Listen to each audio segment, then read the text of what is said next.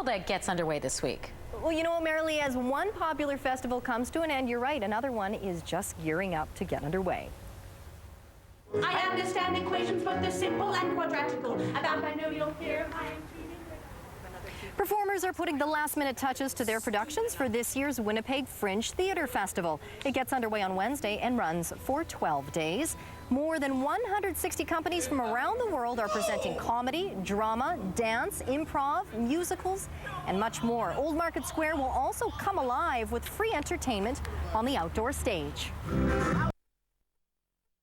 Breakfast Television's 8:25. Thanks so much for joining us this morning. And hot on the heels of Folk Fest, the Winnipeg Fringe Festival will be taking over the Exchange District for the next 12 days, featuring shows from more than 160 companies, 169 companies to be exact, from across Canada and the world. Now, Fringing begins tomorrow, and executive producer Chuck McEwen joins us this morning with your Fringe Fest guide. Thanks so much for being here. Thanks for having me. It's an exciting time of the year for Winnipeg and for fringers and theater goers alike, and it all kicks off tomorrow. Tomorrow, I can't wait, actually. I'm looking forward to it. And like you say, we have 169 groups. There's so many things to choose from. We just hope people are going to come out and have a great time and see some great theater. Well, and they always do. And what's interesting about Fringe Festival is it's a lottery draw. So that's how the companies that are going to present are selected. But you said that there is a little bit of some brains behind this. 50% approximately of the companies that are part of this are from right here in Manitoba. That's part of our mandate. We want 50% of the festival to be local, 30% is from across Canada, and 20% international. Very well represented festival, You certainly. Let's talk a little bit about if you're a new fringer. Some people know that this happens in the city, but they've never really taken part in it. How do you go about this? 169 shows seems rather daunting. It can be, but you know what? There's so much variety. You can always find something that you know you will like, whether it's improv, comedy, or a musical, something like that. Start off with something you like and you know, and pretty soon you'll be fringing in no time, seeing 10 or 20 shows. Well, and what's the best way to do this? Do you just walk up to buy tickets to each of the venues? Should you be looking at things in advance? What's the best way to make sure you're not going to miss something? For your first time, I would always recommend in advance, because you may not get in if you go to the door. It might sell out at the door. So all the information's on the website. Get your tickets, and then, you know, word of mouth. You'll be hearing people talk in line, what they like, what they saw, what they're going to see next. You're going to have so many people giving you tips right away. It's going to be crazy. That's the big thing. Don't feel shy to talk to the person behind you in line. Ask them what the best thing that they've seen has been. Word of mouth is still the best marketing tool at the Fringe Festival. Definitely is. And something new this year as well, you were mentioning a free shuttle that's sort of joining everything together. That's right. We're going to be shuttling fringers between 5:30 and 11:30 every night from MTYP, right across from the studio here, to Old Market Square Park, to the Winnipeg Art Gallery, and back every night of the festival for free. Fantastic. It's a great way to make sure that you're not going to miss anything just because it's happening maybe a little bit of outside of walking distance with the two venues sort of outside the Exchange District. But do you find that having sort of that core area makes it really accessible for people? It really does make the Exchange District a real hub for the festival. You know, we've got all those venues so close together, and people can sort of get out of one show and quickly run 2 or 3 blocks to their next show very conveniently. It also makes the Exchange District feel like a real downtown, lively urban neighborhood. It's one of the busiest times of the year in the Exchange. Definitely a fun place to be. Take in a few shows, take in a few, and then tell your friends about them as well. That's the best way to do this. July 17th to 28th is the Winnipeg Fringe Festival. Thank you so much for being here. Thank you. Look forward to seeing you on site. You betcha. I'll be there. We'll take a break here on Breakfast Television. With still plenty more to come. Stay with us.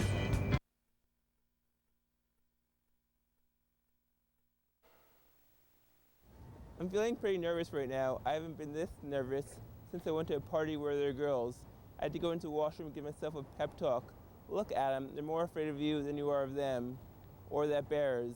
Adam Schwartz is one stand-up comedian taking a stand for who he is. So I've got Asperger's, which is a pervasive developmental disorder, which is characterized by pedantic speech, development of poor social skills, and apparently narrow interests. So after high school, me and my friends went different directions.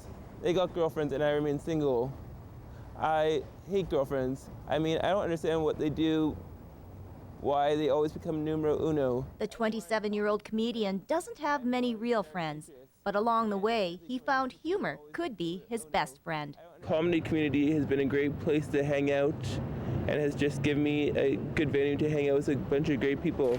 Adam, I don't think we have any chemistry. I don't know what dating me has to do with the elemental table.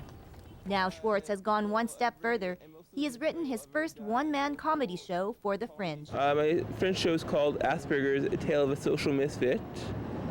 And it's all about my difficulties after high school, trying to fit where I thought that high school, people keep talking about how all your problems will end, and that people will be much more liberal-minded, and that high school was going to be the toughest part of your life, but it actually wasn't, because making friends in high school is much harder.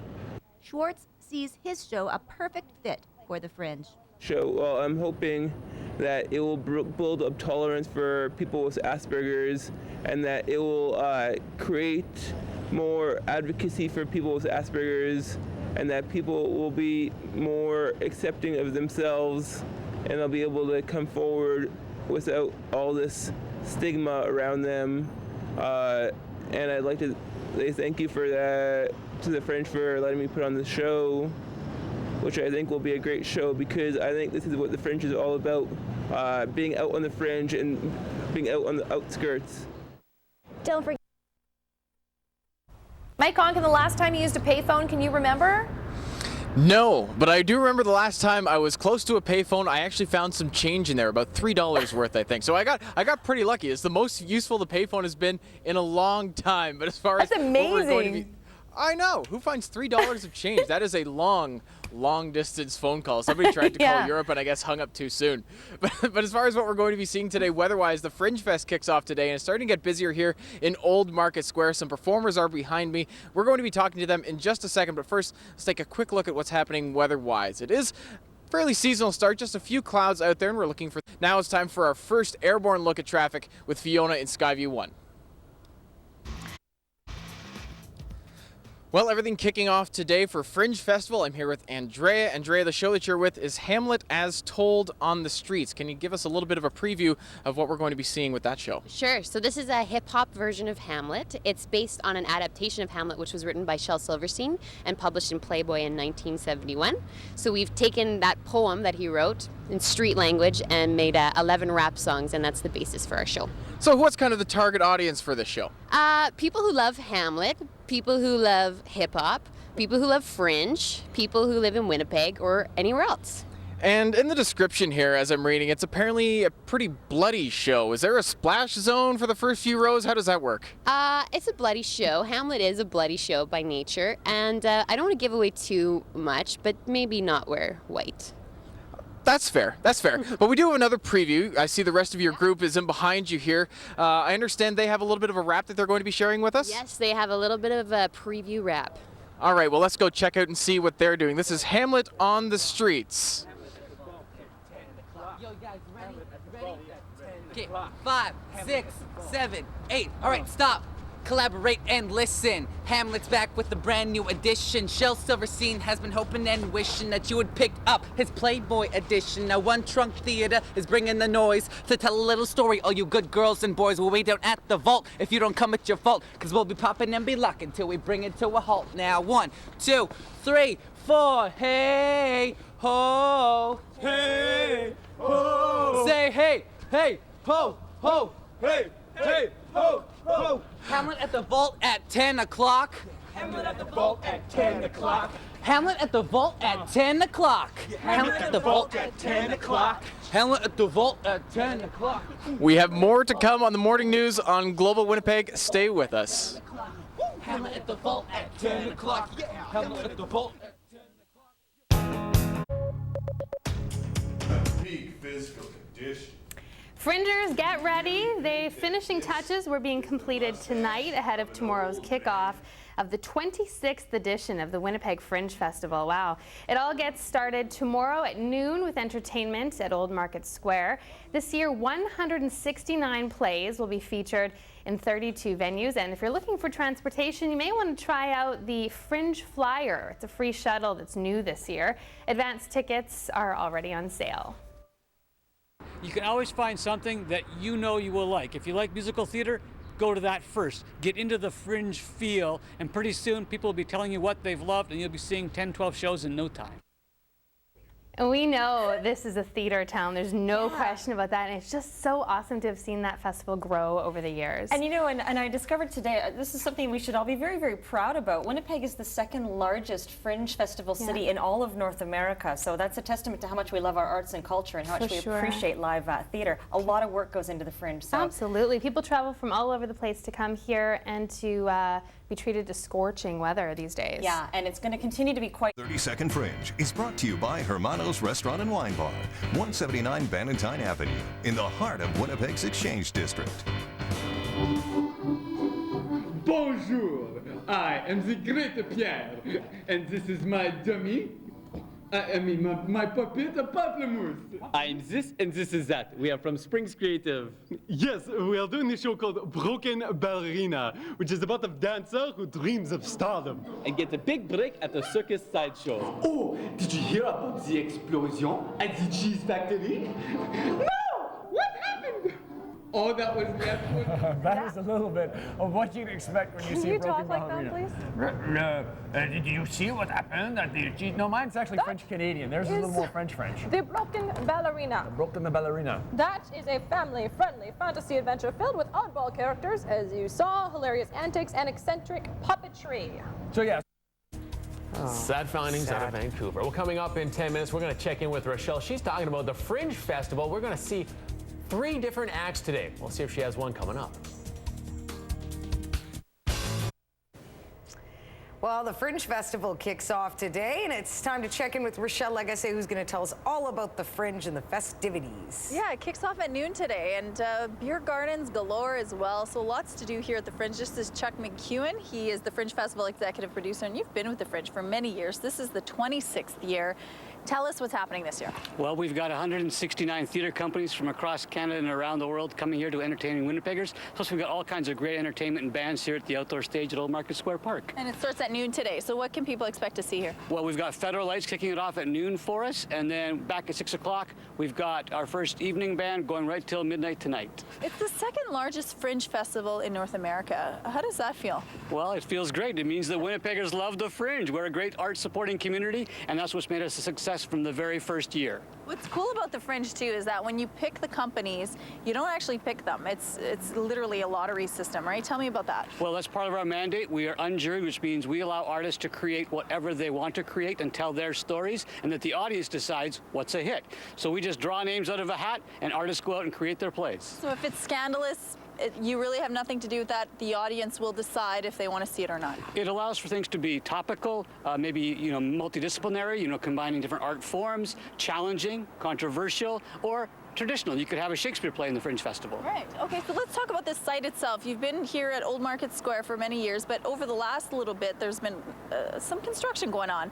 This is the first year in many years that's not happening. And we are so thankful for it. I think it's the first year in 5 years that we haven't had any construction, which means we're able to sort of use the entire park, spread out, make everything a bit more open and viewable for the public, and a bit more enjoyable. And it's not just for adults. No, not at all. Children can also have fun here. Oh, you bet. We have all day long between noon and 6. We have kids' Fringe activities, storytelling, crafts, games. Plus, we have a theater dedicated just for plays for kids, the kids venue. Okay, we need to talk about the transportation because that's brand new this year and it'll make people very excited. That's right. We have a couple of venues that are a bit further from Old Market Square, one at M2YP and one at the Winnipeg Art Gallery. This year from 5:30 to 11:30, we have a free shuttle for Fringers taking you from there, from M2YP, Old Market Square, the WAG, and back again. Not as much walking this year. That's right. Walking, parking, it's all easier now with the Fringe Flyer. Absolutely. Great. Well, thank you so much, Chuck. Now, coming up, we're actually going to have some productions performing for us this morning. We have at least 3 to show you, so you want to stay tuned and get a sneak peek on what you can expect to see here at the Fringe. Well, Rochelle, you should think about sneaking in there because yesterday Chris danced up a storm in studio, and he's got so many hits on our Facebook page. Yeah, I saw that. That's right. When I hear the beats, I can't contain the legs. He does have the moves, eh? All right. He does. We can't wait to see some of those plays later on, Rochelle. Thanks a lot. It's 6:41. The 26th edition of Winnipeg's annual Fringe Theater Festival kicks off today. Crews have been out this week in Old Market Square setting up for the event. The 12-day festival features plays, musicals, street performances, and dance. There are 169 shows at 32 venues, and tickets for most productions are $10. And throughout the morning here on BT, we'll continue to bring you snippets of some of the shows you can check out at this year's Fringe Festival. And that's BT's 30-Second Fringe is brought to you by Hermanos Restaurant and Wine Bar, 179 Bannatyne Avenue, in the heart of Winnipeg's Exchange District. Here we are, Fringe. Do you hear something? Something interesting? Beautiful? Weird? Provocative? My show is Red Bastard. I'm a dangerous, seductive comedy monster who might literally change your life. It's a comedy show, yes, but people have also quit their jobs, contacted siblings they've been estranged from for 8 years and more. It's almost as interesting as I am. See you at the Fringe, folks.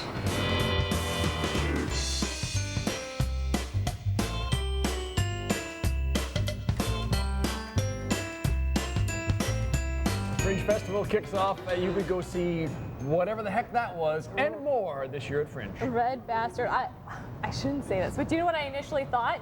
First of all, the name and how he appeared, then he's like a zit. Ew.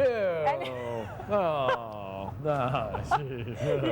No? Okay. That's the thing with theater. I just ate a hot dog. It's so interpretive. You can make it what you want. But yes, that is one. BT's 30-Second Fringe is brought to you by Hermanos Restaurant and Wine Bar, 179 Bannatyne Avenue, in the heart of Winnipeg's Exchange District. Peer pressure can be good, or peer pressure can be bad. I'm going to talk first about bad or negative peer pressure. My name's Greg Wood from the Comedy Illusions of Greg Wood. Our play this year in the Fringe is called Cool Kids Care. It's a fun magic show, the one we perform in schools across Manitoba and Saskatchewan. And we're doing it this year in the Winnipeg Fringe Festival. And when you decide to do nothing, when it comes to bullying, that's always the wrong decision.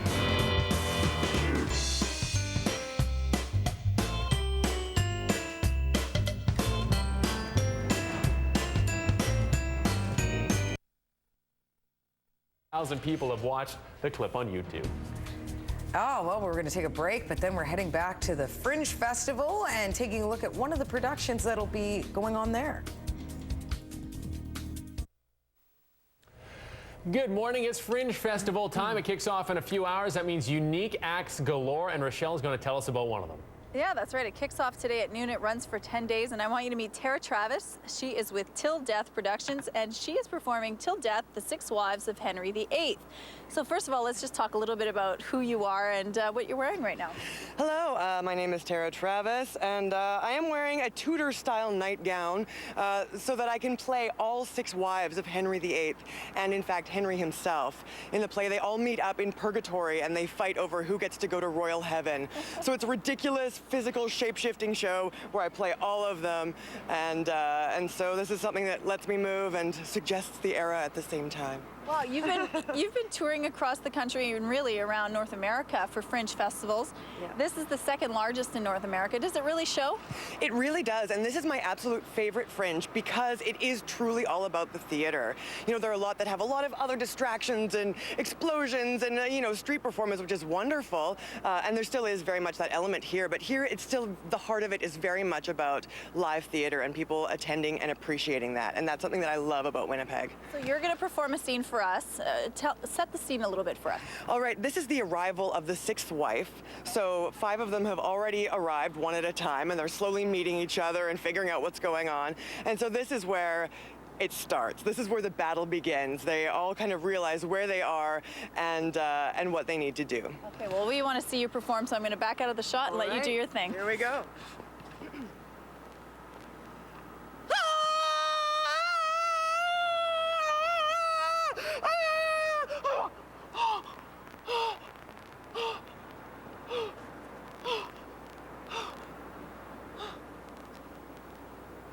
Wait, I know all of you. You are Anne of Cleves. Guten Tag. And you are Catherine Howard. My reputation precedes me. And you are Jane Seymour. Oh, it's good to finally meet you. The pleasure is all mine. The head of Anne Boleyn? The pleasure is all yours. And you are Catherine of Aragon. And who are you? None of us know you. I am Catherine Parr, Henry's last wife. Now we're going to talk to Rochelle. It's all about Fringe Fest. It's kicking off in a matter of hours. That's right at 12 o'clock today, and it's happening from 12 to noon here, and then of course over the next 10 days. This is Julie Horble and Mitch Crone, and they're both from New Gratitude Productions, and their production is called I Love You, You're Perfect, Now Change. Tell me what that's all about. It's an off-Broadway musical that ran for 12 years, which is the second longest off-running show, and it's basically a 75-minute look at dating and relationships, all the way from first blind date to finding a date after a loved one has passed away. And it's funny, although the last part doesn't sound so funny. It's hilarious, it's musical, it's quirky, it takes you on every date you've ever been on, the good ones, the bad ones. And marriage. And marriage. And marriage and kids and all that. Trying to be married with kids, and it's very funny. Set the scene for what we're about to see here. This is one of the first songs in the show. It's the first real date. It's called A Stud and a Babe, and it is two very unfortunate souls who are out on a date, meeting each other for the first time and not quite sure what to make of the whole dating situation and wishing that they were more studly and babely. Okay, well, we want to see it, so I'm going to back out of the shot and let you do your thing.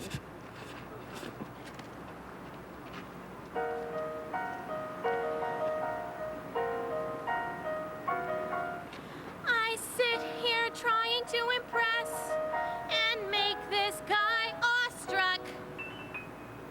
But every subject I address makes me sound like such a schmuck. It's not that I can't be diverting. Sometimes I can even thrill.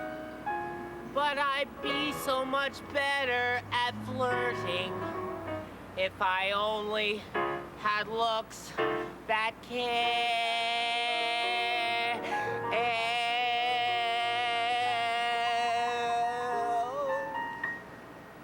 If I were a stud.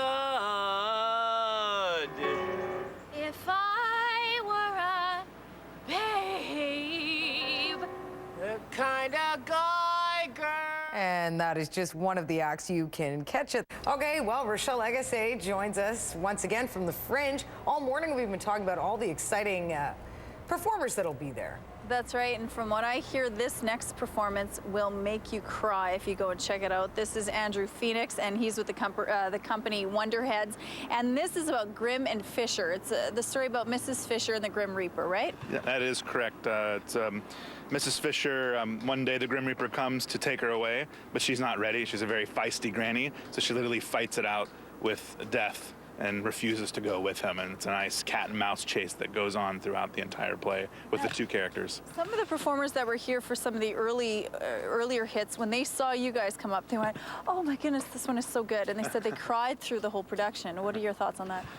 Well, there definitely are some very sad moments in the play, some very heartbreaking, touching moments, but there's also a lot of comedy in it. We like to kind of tread that fine line between the humorous and the sort of sad and the macabre, so we kind of bounce back and forth between those two, yeah. And Wonderheads means what?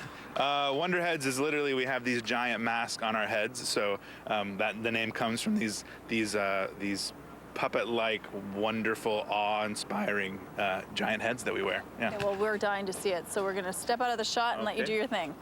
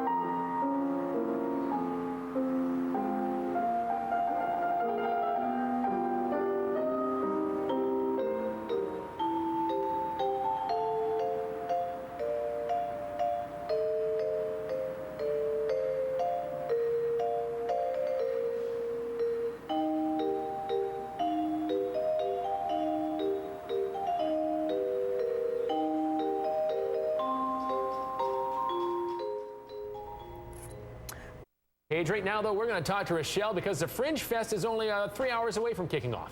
That's right, and I'm joined again by Chuck McEwen, who is the Fringe Festival executive producer, and really an exciting year this year, right? Always an exciting time at the Fringe Festival. We're hoping we'll be able to match our 25th anniversary results from last year. We've got just as many great, fun things to do, so come on out and have a great time. Overall, you have 169 companies performing at 32 different venues, everything from drama, comedy, what else? Musicals, interdisciplinary, dance, spoken word poetry, a bit of everything, clown, physical movement. At the Fringe, you never know what you're going to see, whether it's really original and creative or old classics. We've seen some pretty amazing productions so far, even just on our show. We've seen some that, even some of the performers, when they saw other performers coming up, they were like, oh my goodness, this one is so good. And then when I talk to them about the Fringe here in Winnipeg, they say it's one of the best.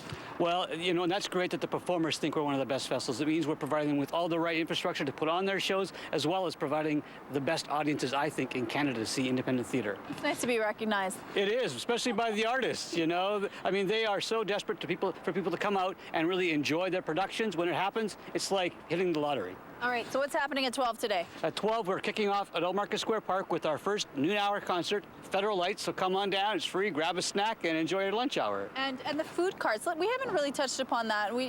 There are so many choices here too, right? You bet, whatever you want, whether it's a hot dog, some curry, some chicken wings, a sandwich, a taco, it's all here at the Fringe. And bigger and better beer gardens than ever before. We want to make sure that people have whatever they want here at the Fringe, including a cold beverage, so come on down. All right, so again, it starts today at 12 o'clock. It runs from noon to midnight every day for the next 10 days. And if you want to buy a ticket prices range from $5 to $10. And you can check out also the Fringe ride, which is also free, right? The Fringe Flyer, it's a free shuttle bus you can catch every day from 5:30 to 11:30 p.m. All right, thanks, Chuck. The Fringe Flyer, there you have it. It's free. Why not check that out too? Yeah, free. A word we all like around here, right? The price is right. Thanks, Rochelle. Let's get a check on the web. Plus. All right, now stop. Collaborate and listen. Hamlet's back with a brand new edition. The fresh fun that lies ahead at the Winnipeg Fringe Festival.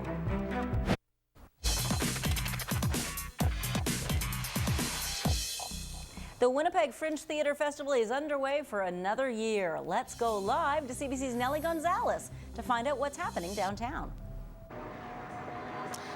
The 26th annual Winnipeg Fringe Theatre Festival kicks off today, and this year we're all invited to spread the F word. Now, F stands for fringe, of course, but it also stands for family, fun, and food. As you can see, many people are just starting to pile into Old Market Square to catch some of the many shows this year.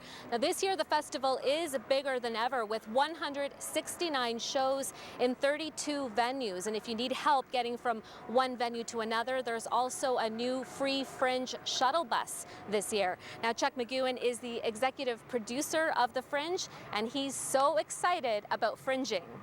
It's really this idea of you never know what you're going to see.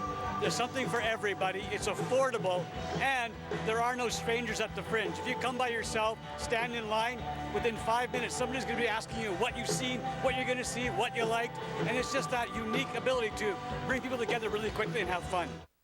Now, what are some of the plays that you'll want to see, and maybe some of the plays you'll want to miss? Well, coming up at 5:30, we'll have our own Fringe reviewer, Josh Schmidt, who will start off our Fringe reviews this year, so that's coming up a bit later. Reporting live from Old Market Square, Nellie Gonzalez, CBC News, Winnipeg. Hey, and remember to head to our website for everything you need to know about the Winnipeg Fringe Festival. You'll be able to check out all the reviews and see clips from Fringe plays. We've also got a schedule there so you can see where everything is playing when. You'll find it all at cbc.ca/Manitoba.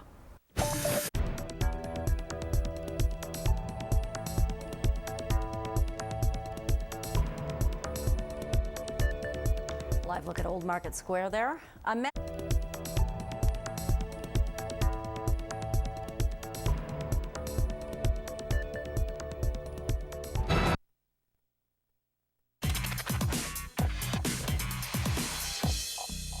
It's 12 days long and shows 160 plays. It's happening right now in downtown Winnipeg, and the CBC is the place to get your fill of the Winnipeg Fringe Festival. CBC's Nellie Gonzalez joins us now live to explain.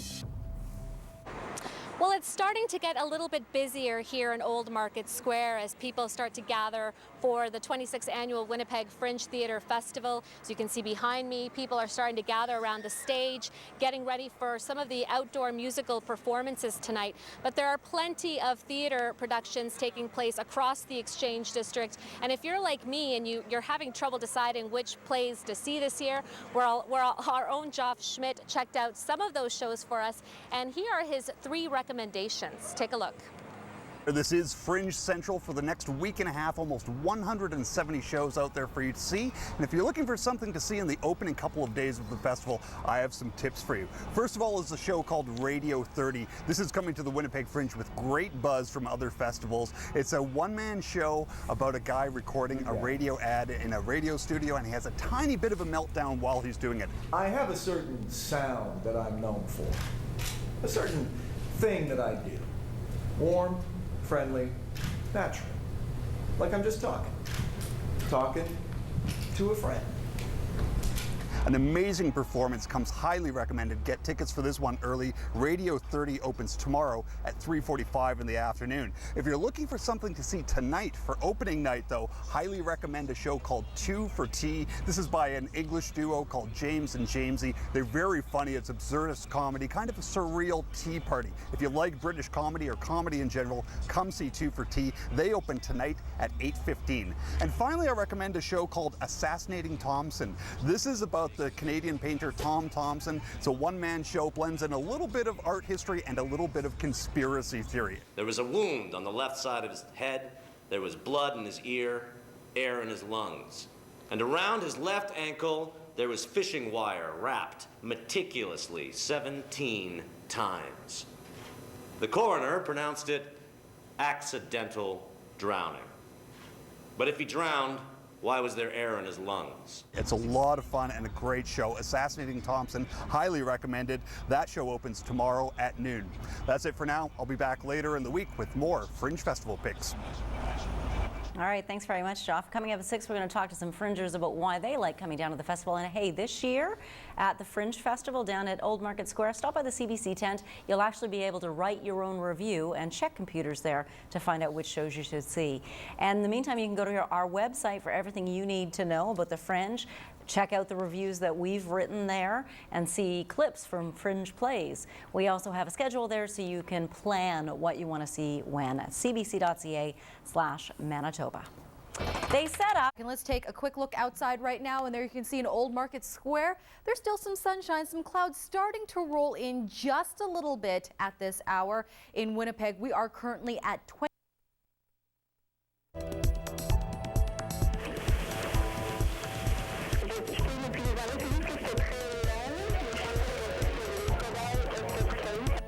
Gee, if only I had a watermelon at home, I could try that after work.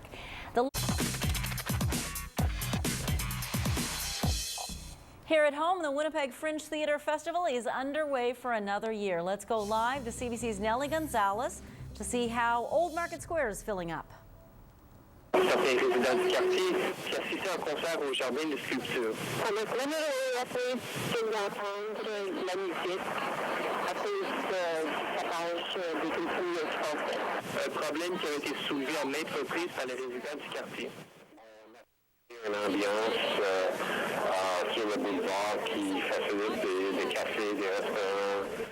Sorry about that. Obviously, what you're hearing is that the battery that she's carrying, the microphone she's carrying, is somehow picking up radio signals from somewhere else. Hopefully, we'll figure out the audio issues and be able to get back to her. In the meantime, all right, we're going to see if we can get back down to Old Market Square right now and catch up with Nellie Gonzalez. Let's see how the audio is. Are you there, Nellie? I can hear you great. Can you hear me okay? Okay, I think we're good. Okay, so as I was saying earlier, I'm going to introduce you to one of the performers here. He's from Australia. His name is Daniel Oldaker. Now, I'm going to talk to you while you're balancing that watermelon, if that's okay. Yeah. So first of all, what brought you to Winnipeg? Well, I've heard the audiences here are some of the best in the world. Yeah. But you've never been here before? Never been here before, no. But word gets around fast. So tell us the name of your show and what it's about.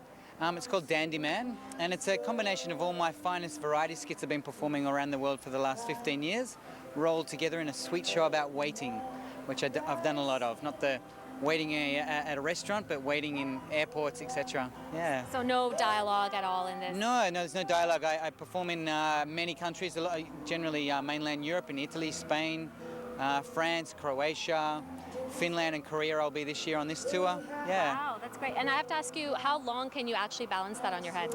I could probably go for 20 minutes, yeah. 20 minutes, that's very impressive. Yeah. Thank you so much for talking to us. I really appreciate it. Thank so, you. as I mentioned earlier, there's many performances here, and his is just one of many, so you might want to come on and check it out tonight. Fringe Festival here at Old Market Square. Reporting live, I'm Nellie Gonzalez, CBC News, Winnipeg. Quick, someone get me a watermelon. I can't even do it with a nice Kleenex box for 2 seconds. How do you do that? That's quite amazing. That is amazing. Was amazing. Yeah. And I got to say, it's a good thing you pulled out the... CTV weather specialist Colleen Brady joins us now outside enjoying the sunshine. It's a beautiful night, and you know it's a beautiful night to do, Marilee? Come out here to Old Market Square. Why? It's the Winnipeg Fringe Theatre Festival. It gets underway tonight, and it goes from now until July 28th. Already lots of people down here behind me. As you can see, festivities are just getting underway. It's going to be a nice night tonight, at least in the evening hours, because overnight, very strong chance we're going to see some shower activity. In fact, I want to show you this precipitation map. This is at least what one model. And I'm out at the Winnipeg Fringe Theatre Festival here at Old Market Square. It gets underway tonight. Now let's take a look at the almanac. Now that normal daytime... All right, time to check back in with Colleen Brady now tonight at the Fringe Festival. Where's that red guy that was hanging out? Oh, there he is. Yeah, I'm still trying to figure that guy out. Yeah, very every interesting. Once in a while, indeed. Every once in a while, he sort of juts out a hip or something else, and you never quite know. He's shifty, that one. But yeah, he seems pretty popular so far. There's lots of people making their way down here to Old Market Square for the start of the Winnipeg Fringe Theatre Festival. It's on from now right through until July 28th. Now, if you're thinking of checking it out down here this evening, it will be very nice. Now, let's take a look at the current temperatures, and I will tell you why. A live look now at Old Market Square. There is the stage at the Fringe Festival. Colleen's there. We'll have more on what's taking place over the next little bit. Coming up after the break right now, 24 degrees out there. We'll be back with your weather picks. Stay with us. Get red. Colleen Brady's back now with your Skywatch forecast live at the Fringe Festival tonight, which kicks off. And you've got more on what we can expect from the popular festival. Well, listen, I'll tell you what, there's all kinds of characters down here already. The festivities have gotten underway for tonight. Now, you can come down here to Old Market Square. There's plenty of free entertainment. And over the course of the next several days, there's all kinds of acts. It starts tonight, and it goes all the way, Marilee, until July 28th. There's venues really all over downtown, certainly, and in different parts of the city, but predominantly here in the downtown region. So check it out. Always a blast, and one of the biggest Fringe festivals in the country. Now, let's take a look at the weather so you know how to prepare.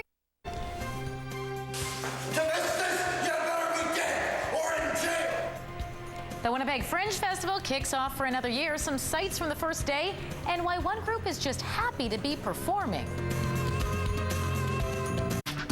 Colleen Brady is back now with your spotlight, and we are talking more Fringe Festival. You know what? It's a perfect night to be out here. I'm at Old Market Square, and it's just the beginning.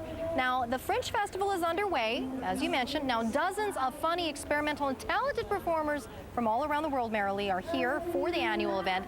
CTV's John Hendricks has your first look. The fantastic, far-out fun of the Winnipeg Fringe Festival is back for another year.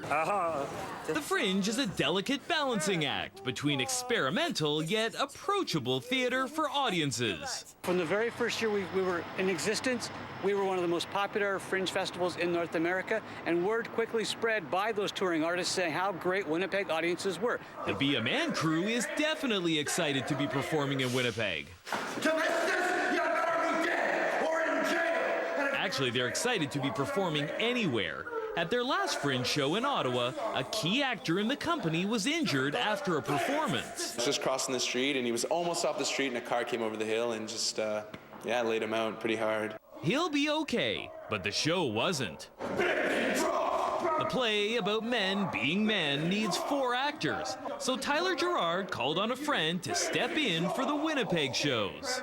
It was kind of tough, like jumping in with only 2 weeks of rehearsal before the first show, but I'm doing my best, and we'll see how it goes. As they say, the show must go on, and go on it will. I'm gonna go out and seduce him. This year's Fringe features 169 indoor shows in 32 venues. All yours to discover during the 11 days of the Fringe. John Hendricks, CTV News, Winnipeg. Acclaimed Canadian artist Alex Colville has died. He was 92. Are coming back in the coming days. A little bit of something for everybody. I think so, including some acoustic Michael Jackson a minute ago. All right, I like it. Thanks, Colleen. No problem. Thank you. Well, it seems the Queen. Details are next.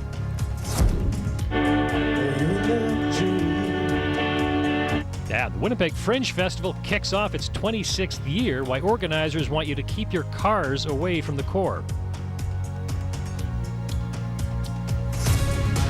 Well, as we know, parking at Bomber Games remains a challenge. And now organizers at Winnipeg's Fringe Fest are also trying to head off traffic trouble. The 12-day theater festival launched today in and around the Exchange District, and parking is at a premium. For the first time, the Fringe is even offering a shuttle bus service to help theatergoers visit all those venues without taking the car. Global's Kaylee Hamilton is live at Old Market Square tonight with more. Kaylee, how's it look? Well, Peter, things kicked off at noon today and are really starting to heat up right now. And it's no wonder, with 169 different indoor performances and others here outside at Old Market Square, including the Kids Fringe, there is something for everyone. 100,000 people are expected to take in the 26th Fringe Festival, and while there are lots of shows and tickets, parking is at a premium price on the street, and spots are scarce since the closing of James Avenue when the Civic Parkade shut down and surface lots disappeared for building development. Now, even for the kickoff this afternoon, some people found it hard to get a space and say once the evening performances start, it will be even more difficult. Festival producers are encouraging Fringers to park at the Forks near Portage Place or at 7 other stops and take the downtown spirit during the day and the brand new Fringe flyer at night to the different venues and into the Exchange, so they're not stuck circling the block. We brought our bikes all the way from Saskatoon as well because we knew parking would be at a premium. So the past couple days has been a little tricky. The shuttle stops at Prairie Theatre Exchange at Portage Place as well. It stops down here at the Millennium Center, which is near several large parking lots as well. So if you want to park close to one of our shuttle stops, that'd be very convenient. Now, both the Flyer and the Downtown Spirit are free and are running on a 15-minute schedule, so Fringers aren't late getting to their selected shows.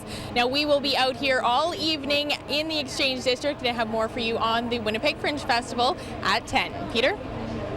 Thanks a lot, Kaylee. That's Global's Kaylee Hamilton live in Old Market Square tonight. Let's take another look there now. We'll go up to our Shaw high-definition roof cam here at 201 Portage, looking down at a very busy Old Market Square as people are enjoying Fringe Festival tonight and for the next dozen or so nights. Yeah. And what about Kenora, though? We'll take you out to the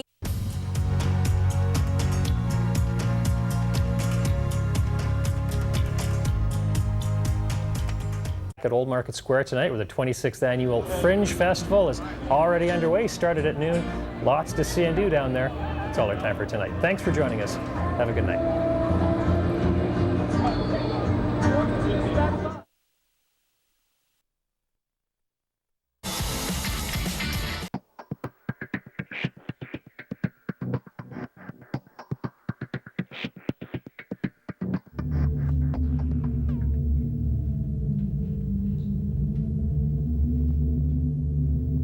The Good Women Dance Collective is here from Edmonton, Alberta, and we're doing a bit of a Fringe tour this year, so we're really excited to be here in Winnipeg. Our show is called Fracture, and it has 2 different pieces in it, both of them dealing with different states of fracture. The pieces themselves are very contrasting to each other.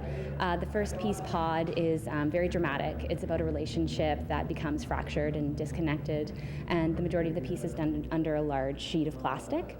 And the second piece, Shatter State, has to do with the fact that perception can change depending on how you see a certain situation. So the dancers themselves actually have different accounts of similar situations, and you kind of get to see what those are and kind of choose your own perspective of the event. So we're playing at venue number 1, the John Hirsch main stage, all throughout the Fringe.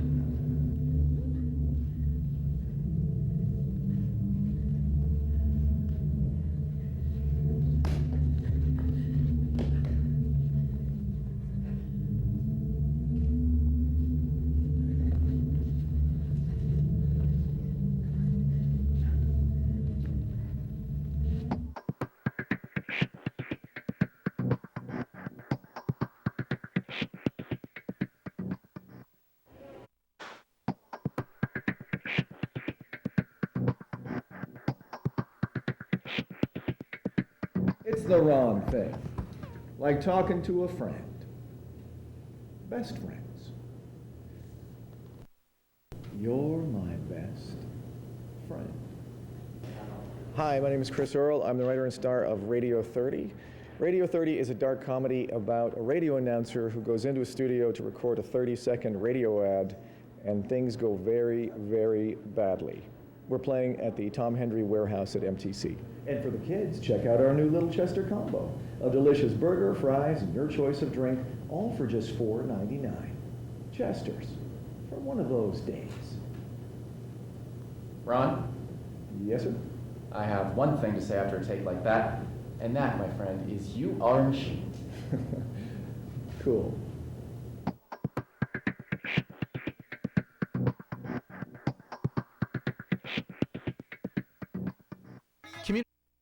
CTV weather specialist Colleen Brady joins us now from a farmer's market. Yes, right in the middle of the city in Osborne Village. It's the Village Market, and it's on every Thursday from 4 until 8 p.m. I'm going to have more details about it a little later on in the show, and what you can see here. It looks great from what I've been able to take in so far. But speaking of what you're going to take in, it looks like maybe a little bit more in the way of some showers for tonight. There's at least a 60% chance we're going to see them resume.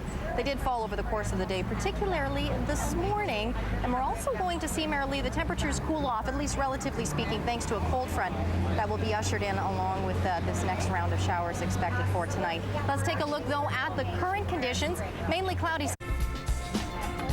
And I am in the heart of Osborne Village at the Village Market. It's on this evening until 8 p.m. Let's take a look at the almanac.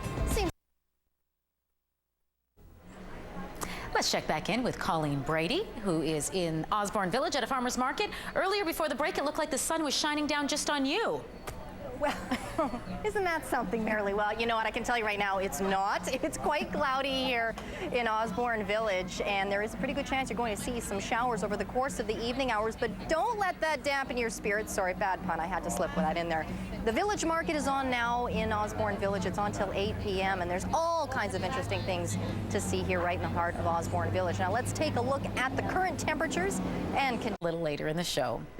Right now, a live look at the Osborne Street Farmers Market. 23 degrees out there. Doesn't look like the rain's falling just yet, but it is on the way. Colleen will have more on that right after the break.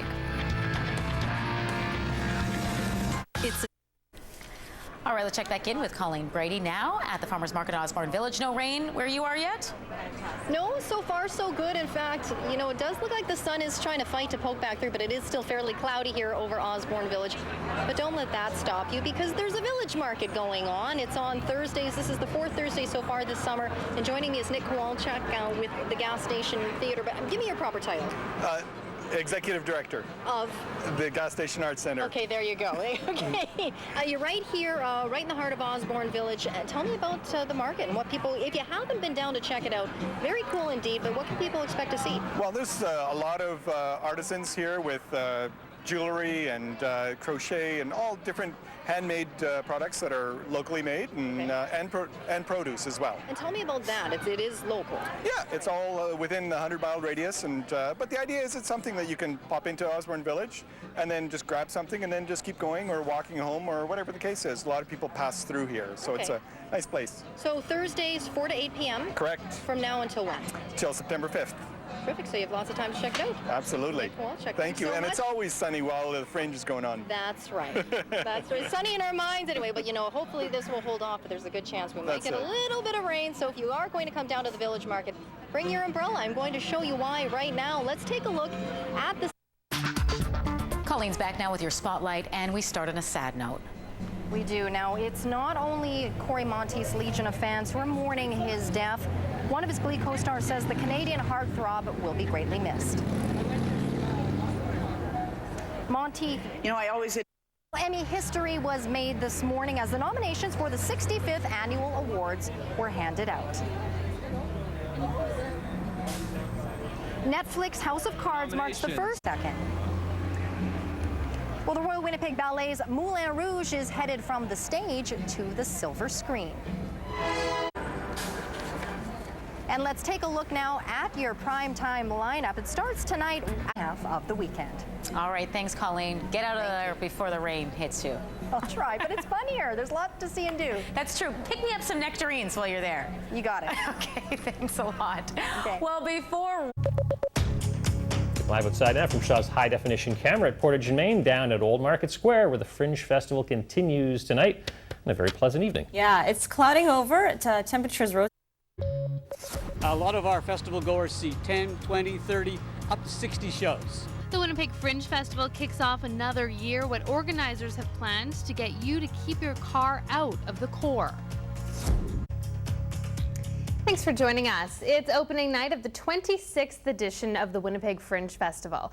With 169 shows on tap, theater lovers are ready to get their fringe on. But, well, they need their patience handy too, since there are fewer parking options in the Exchange than there were last year. Global's Kaylee Hamilton is live tonight at Old Market Square. Kaylee, what are you hearing? Well, Heather, with the Fringe Fest in full swing tonight, there are lots of bikes we're seeing around here. Some people are walking, and others say they got a little creative finding parking off the regular paths. And the festival is doing its part as well to help out, offering a new shuttle service. The Fanatic Fringers have arrived, taking over Winnipeg's Exchange District. We're already having a great time. Yes, yeah. More than 100,000 people are expected to make an appearance over its 12-day run to take in the Winnipeg Fringe Theatre Festival. A lot of our festival goers see 10, 20, 30, up to 60 shows. So I think last year one of our regular fringers saw 72 actually. With so many heading to the city's core, parking is at a premium. We brought our bikes all the way from Saskatoon as well because we knew parking would be at a premium. So the past couple days has been a little tricky. Nearby street spots on James Avenue have been lost to police since the Civic Parkade closed, and now surface lots are disappearing for building development.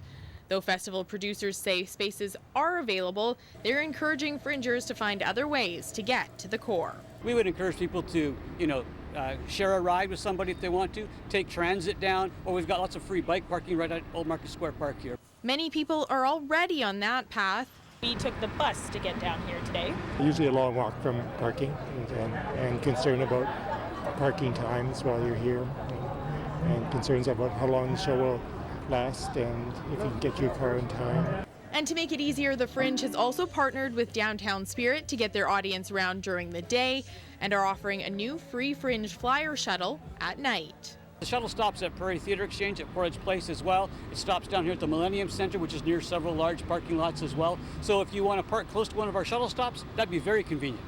Meaning you can also park at the Forks, the Winnipeg Art Gallery, or 7 other stops and ride to your venue or Old Market Square. So you can spend Fringe in front of the stage instead of circling the block. Now both the Downtown Spirit and the Fringe Flyer run on a 15-minute schedule to make sure everyone gets to their selected shows on time, because there is a rule here at Fringe: if you're late, you don't get in. For more information on that route or on the Winnipeg Fringe Festival itself, you can head to our website, globalnews.ca/Winnipeg. Heather? Okay, thanks, Kaylee. Sounds like quite the party down there. Global's Kaylee Hamilton reporting live tonight from Old Market Square. And Kate is here for a peek at how... There's also a kick-ass band, and you should buy their record. My name again is Salinas.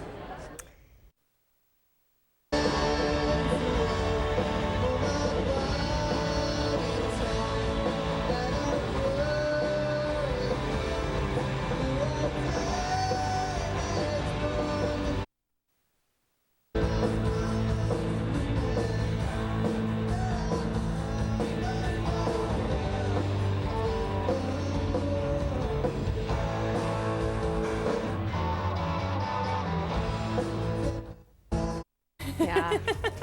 Not me.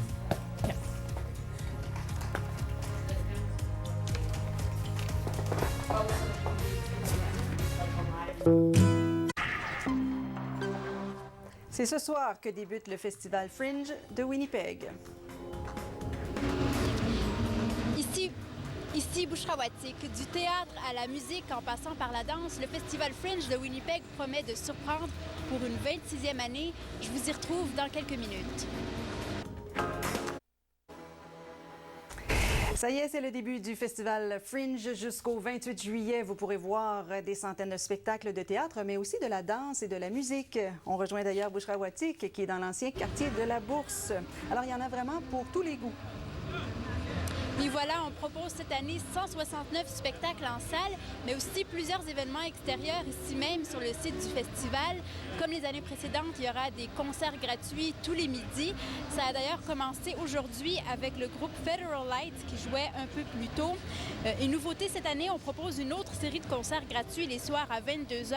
Et puis toute la journée sur le site du festival, il y a de l'animation avec un volet pour les enfants.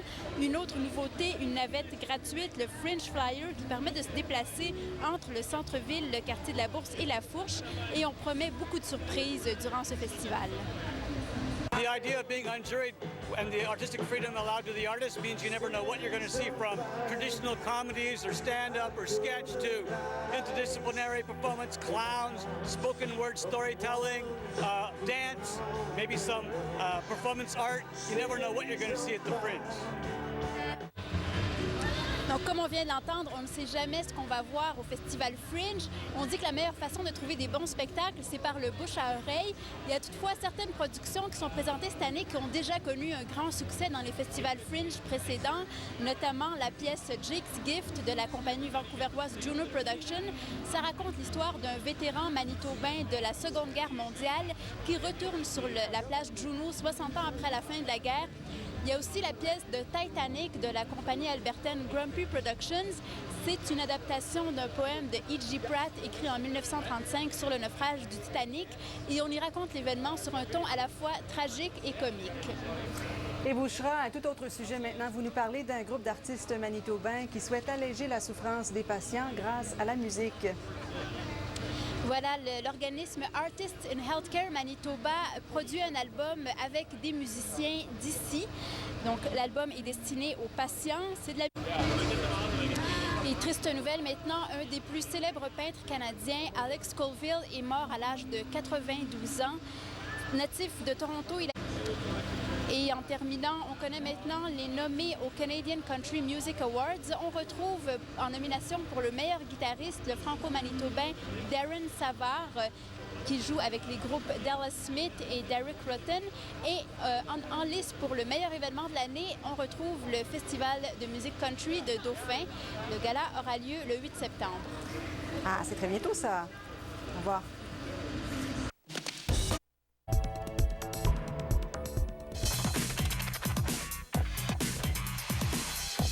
The Winnipeg Fringe Theatre Festival in full swing now. For one performer at the festival this year, it's not just about getting laughs from his audience.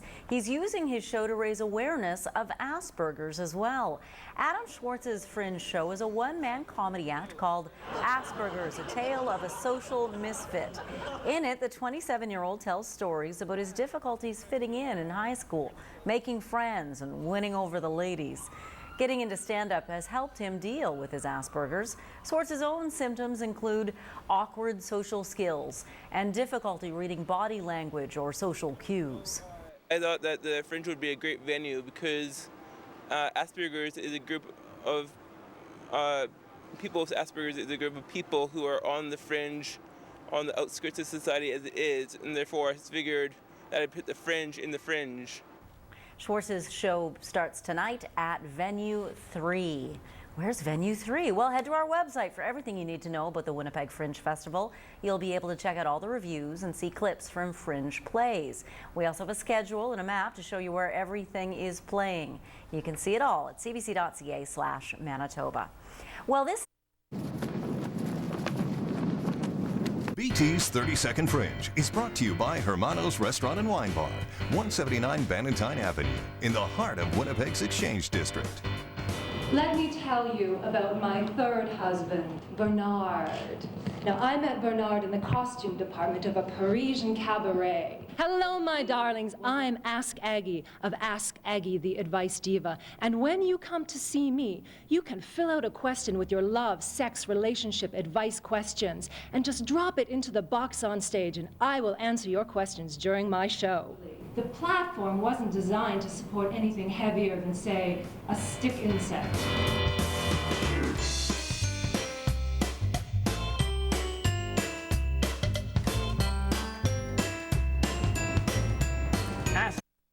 BT's 30-Second Fringe is brought to you by Hermanos Restaurant and Wine Bar, 179 Bannatyne Avenue, in the heart of Winnipeg's Exchange District. Who has the best goal celebration all time? Can't say Timu Salani. Digga, digga, digga, digga, digga, digga. We're doing a show called Hockey Night at the Puck and Pickle Pub. It's basically about hockey. It is about hockey, yeah. It's about me and John watching a hockey game. Yeah, basically. Yeah. And you get to meet about, what, 15 characters? Russian power play. Now you will see how good we are. Are you nervous? I'm not nervous at all. Canada has the best penalty kill in the world.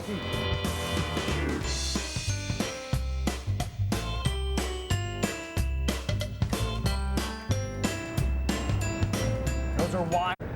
BT's 30-Second Fringe is brought to you by Hermanos Restaurant and Wine Bar, 179 Bannatyne Avenue, in the heart of Winnipeg's Exchange District.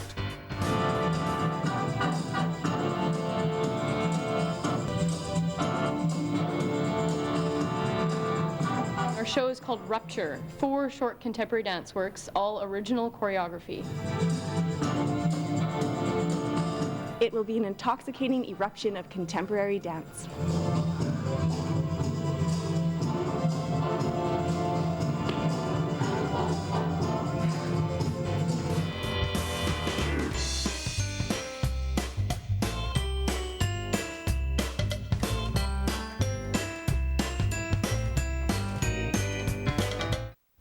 Welcome back to Breakfast Television. The Winnipeg Theatre Fringe Festival is officially underway, and it's the kind of festival where you'll find all types of theatrical genres and likely some things you didn't realize were theatrical genres. This morning in Sound and Words, we're exploring the musical side of Fringe, and Chase Paget from the Fringe show Six Guitars joins us this morning. Thanks so much for being here. I like Frenchified your name after we were just talking about not Frenchifying your name. It's fine. Chase Paget joins us this morning. It's all good. How are you doing today? I am doing well. Thanks so much for being here on a bit of a rainy morning.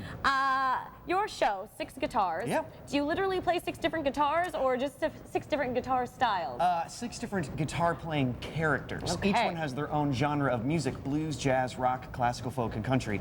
I change characters sometimes mid-song, so I don't have the opportunity, real quick. So I don't have the opportunity to use multiple instruments. I just use one instrument, but thanks to modern guitar technology, I can get away with it just fine. Very cool. Well, and it's an interesting concept. I always love to go check out one-man shows because I feel that that's always a very interesting way of seeing how they kind of move between characters. Do you ever get confused as to who you are currently being? Never. Never, not once, actually. And it's because each character has a very specific physicality.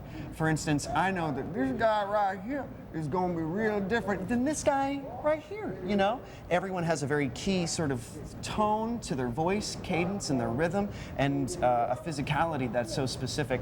The eye never get lost, and neither does the audience. That's right. So basically it just bleeds right into the mannerisms and everything. You just transform in front of our very eyes. That's the goal, yeah. Very cool. What's your musical background? Well, I started playing guitar when I was in high school, and I fell in love with it. I started with blues and then moved on to jazz, and then it sort of just blossomed from there. I ended up getting a music degree from the University of Central Florida, but while that was going on, I also started studying improv outside of college, and then both of those little career paths sort of blended into what this show is today. How much of the show is sort of planned out and scripted, and how much of it is improv? Oh gosh, it's about 90% improvised. I'm sorry, 90% scripted. Okay. There's some things here and there that are improvised, but then again, if something happens that catches my eye, I'll veer off just a little bit to really bring it in. It's a lot of fun to make it that fresh every time. Sure, kind of switches it up a little bit for you. Oh yeah. And it's family friendly as well, right? General audiences? Yeah, it's I'd say like PG-13. Okay. There's nothing that's overtly sexual. There's no, F-bombs, despite the Fringe theme this year. Right. There's just a couple of winks and nods here and there, but for the most part, if you can handle a movie that is semi-adult themed, you're going to be just fine in this show. Okay, very good to know. And you can find Chase and Six Guitars at the PTE main stage on the 3rd floor of Portage Place. And we're going to hear a little bit of his musical side as well coming up on the BT stage. Woo. So you're sticking around. Yep. You should stick around too. We'll be right back.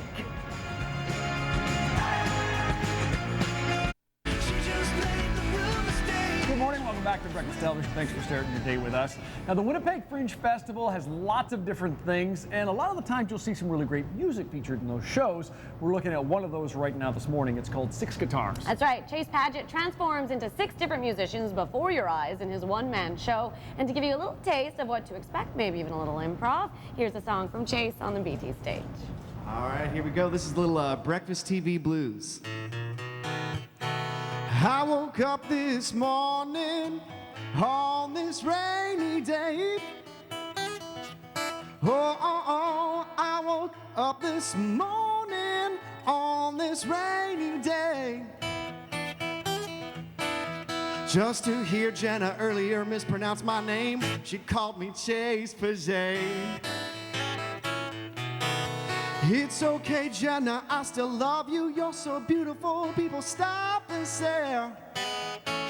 Stop and stare. And Courtney too is beautiful. People stop and stare.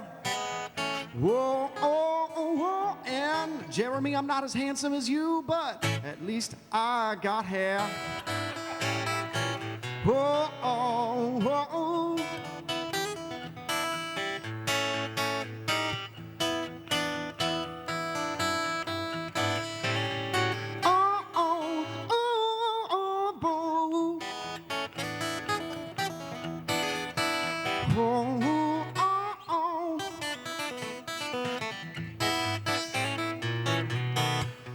Well, thank you, Breakfast TV. Oh, with your help, I'll go far.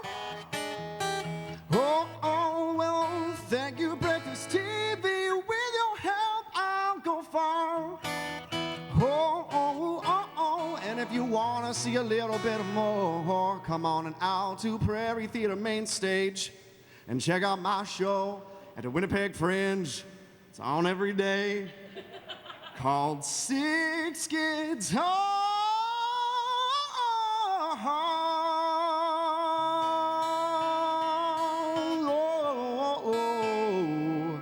yeah.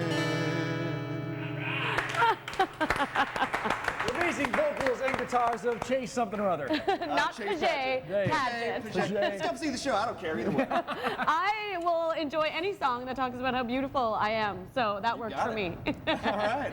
A little bit of improv this morning. You can check out his show, Six Guitars, as he shamelessly self-plugged on the PTE main stage throughout the Fringe duration. Visit winnipegfringe.com. You can find all the show times there. Going to take a break. Plenty more still to come, including we'll check in one more time with Drew Koza. Thanks, Chase.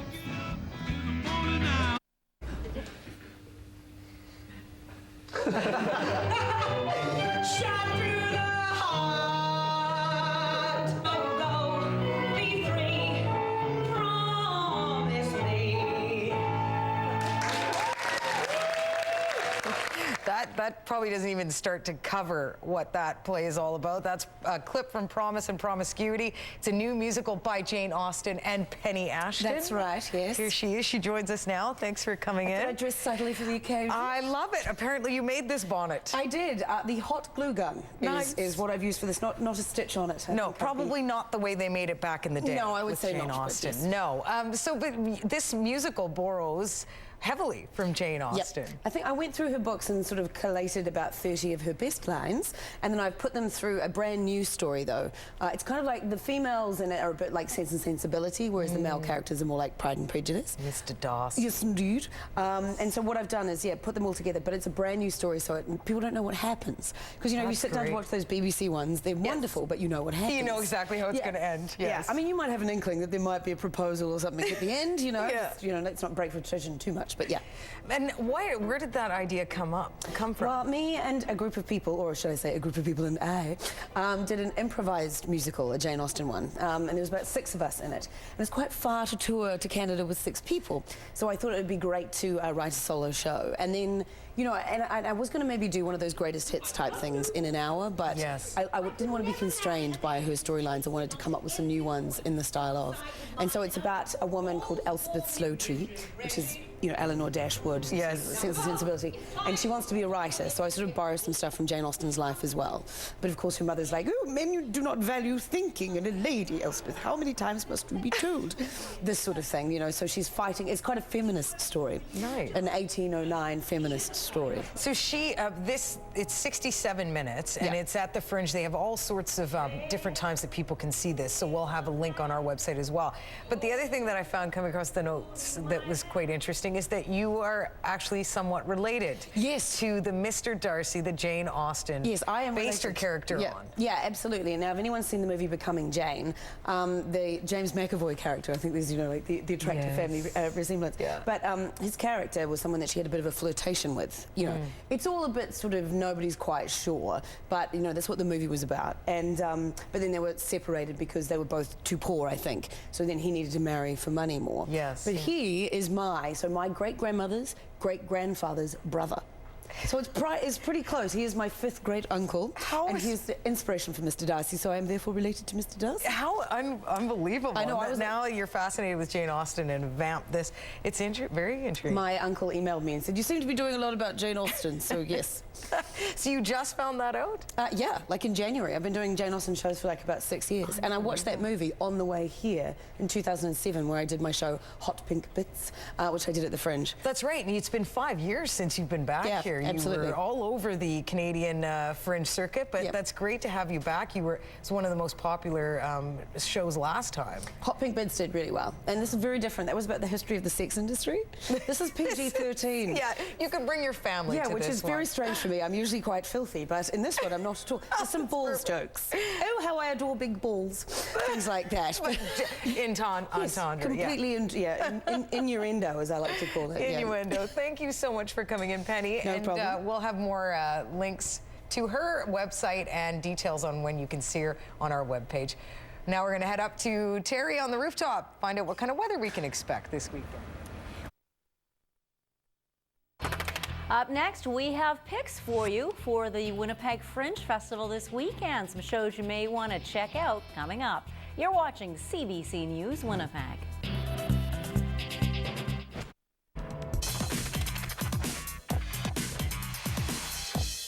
Well, the weather is beautiful here in Winnipeg as we head into the first weekend of the Fringe Festival. Lots to do down at Old Market Square. Our CBC Fringe Review crew has a very busy weekend ahead of them. They are aiming to see all of the shows at this festival by the end of this weekend, so we can post reviews, give you tips on what to see and what to avoid. Here's our Joff Schmidt with some of his picks so far.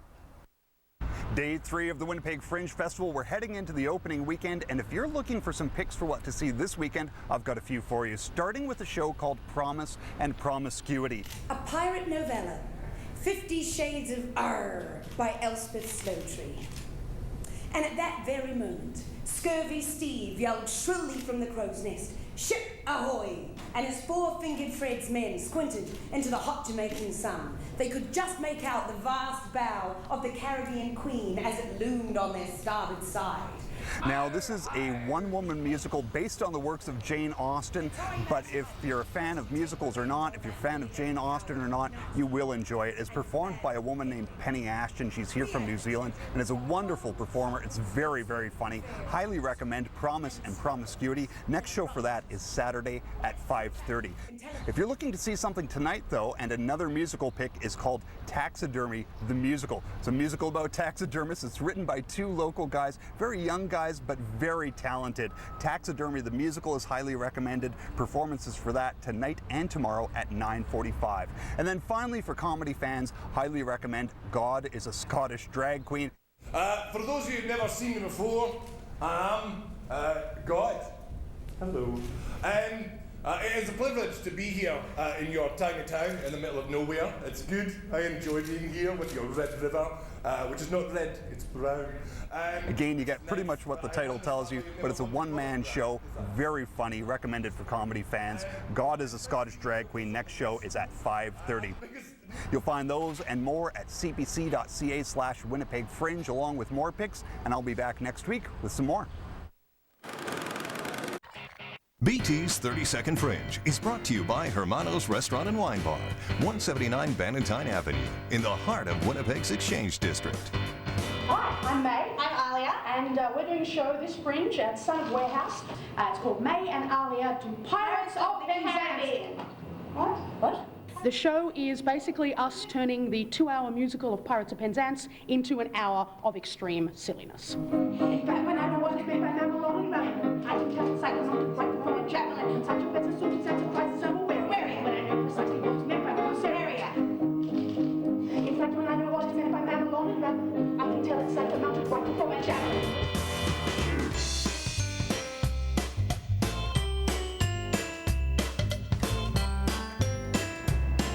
So do. On your mark, get set, Fringe. Fringe Festival fever has officially taken over the city. And while you're fringing, you have the opportunity to catch some live local music here at Old Market Square every day. Visit manitobamusic.com to find out exactly which musicians you can catch when. You can get it at the venue, you can get it at the Infotent. And featured from noon to midnight in 32 venues around Winnipeg's downtown will be more than 160 independent theater shows. Winnipeg's Fringe Fest is North America's second largest fringe, covering a wide range of theatrical genres, including comedy, drama, musicals, dance, improv, and probably some things you can't even imagine. Basically, there's something for everyone, so get your fringe on. Ici Bouchra-Watik, la comédienne winnipégoise Jane Tester présente non pas un, mais 2 spectacles différents au Festival Fringe de Winnipeg. Les détails dans quelques minutes. Viens voir Outside Joke Lets You Be the Captain et Hot Thespian Action. Ah? En fin de semaine, vous aurez peut-être envie de voir ce qui se passe du côté du Festival Fringe de Winnipeg et Bouchra. Justement, vous avez des suggestions pour nous. Oui, si vous avez envie de passer une soirée sous le signe de l'humour, plusieurs comédies sont à l'affiche et la comédienne winnipégoise Jane Tester joue dans 2 d'entre elles avec les troupes Outside Joke et Hot Thespian Action. Ces 2 troupes sont des habitués du Fringe et des festivals d'humour. Et d'ailleurs, la troupe Hot Thespian Action songe en ce moment à produire une série télé à partir de ces sketchs. Donc, pour avoir un avant-goût de ces 2 spectacles, j'ai discuté un peu plus tôt avec Jane Tester. Alors, vous présentez 2 spectacles différents au Festival Fringe de Winnipeg, donc Outside Joke et Hot Thespian Action.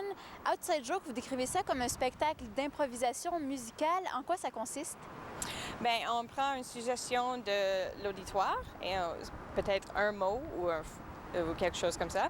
Et puis on crée des chansons avec l'aide d'un musicien qui s'appelle Lee Fingerberson. Et pour à peu près 50 minutes, on crée un musical entier, une comédie musicale. Alors, vous connaissez pas les chansons avant le début du spectacle? Comment vous faites? Pas du tout, mais des fois on pratique des genres, comme un jour on va créer des chansons de country ou de l'opéra ou quelque chose comme ça, mais le sujet est toujours différent. Alors, on ne peut pas préparer pour l'improvisation complètement. Alors, c'est toujours différent. Here we go again. We need 3 shooters over here. Et votre autre spectacle, Hot Thespian Action, c'est un spectacle que vous avez présenté plusieurs fois, qui a eu beaucoup de succès. Donc, c'est un spectacle d'humour. Quel genre d'humour vous présentez là-dedans? C'est le sketch, comme Saturday Night Live. Alors, c'est des petits morceaux, à peu près 3 à 6 minutes, de comédie de toutes sortes de sujets. Alors, c'est différent. Cette année, tout notre matériau est complètement nouveau. Ouais. Et qu'est-ce qui fait que ce spectacle-là a du succès année après année? Qu'est-ce que les gens aiment dans votre spectacle? Je pense que c'est l'énergie. On n'utilise pas des costumes ou des props. Oui, alors c'est très vite. On utilise beaucoup de mimes et choses comme ça. Alors je pense que les personnes aiment que c'est juste très énergique et ça bouge très vite. Vous faites finalement 2 spectacles différents à chaque soir avec 2 troupes différentes. Comment vous faites pour gérer ça? Bien, c'est pas aussi grave cette année, comme les temps sont différents un peu. Une année, j'ai fait 3. Et ça, c'était une erreur. Fais pas ça, c'est pas une bonne idée. Mais c'est pas si mal. Tu as un calendrier avec des différentes couleurs, alors on peut le faire. C'est pas si grave, oui. D'accord, merci et bon Fringe. Merci. Un tout autre genre de spectacle maintenant, de la danse contemporaine. La troupe Good Woman Dance Society nous arrive d'Edmonton avec le spectacle Fracture. Les 3 danseuses présentent 2 numéros autour d'un même thème avec les titres Shatter State et Pod. Elles explorent le thème de la fracture avec une chorégraphie exigeante et une trame sonore qu'elles qualifient d'un peu inquiétante. La première pièce, c'est une expression de fracture entre 2 personnes. La déconnexion. Et la deuxième pièce, c'est une narrative qui est brisée, qui est coupée. Donc, fracture, nous avons pensé, c'est un bon mot pour expliquer les 2 pièces. BT's 30-Second Fringe is brought to you by Hermanos Restaurant and Wine Bar, 179 Bannatyne Avenue, in the heart of Winnipeg's Exchange District. The next type of lie is the white lie. Now, the white lie is told to keep another from harm or deep embarrassment. What a beautiful baby! My name is Murray Farnell, and I'm doing a show called Here Lies Henry by Daniel McIver. The show is about Batman. No, it's about me being a Johnny Depp stunt double. No, that's a lie. It's an existential comedy about lying. Advantages of pathological lying include fame and fortune, great at a party, fabulous resume.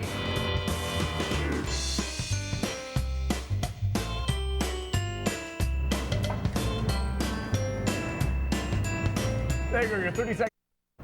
BT's 30-Second Fringe is brought to you by Hermanos Restaurant and Wine Bar, 179 Bannatyne Avenue, in the heart of Winnipeg's Exchange District. 50 Shades of Arr by Elspeth Slowtree. And at that very moment, Scurvy Steve yelled shrilly from the crow's nest. I'm Penny Ashton, all the way from New Zealand, doing Promise and Promiscuity, a new musical by Jane Austen and Penny Ashton. What I've done is taken about 30 of Jane Austen's best lines, sprinkled them through a whole new play that is also a musical. And what, pray tell, is so very amusing? Oh, nothing, Mamma. I was just daydreaming. You know, a childish pursuit that we silly young things like to indulge in.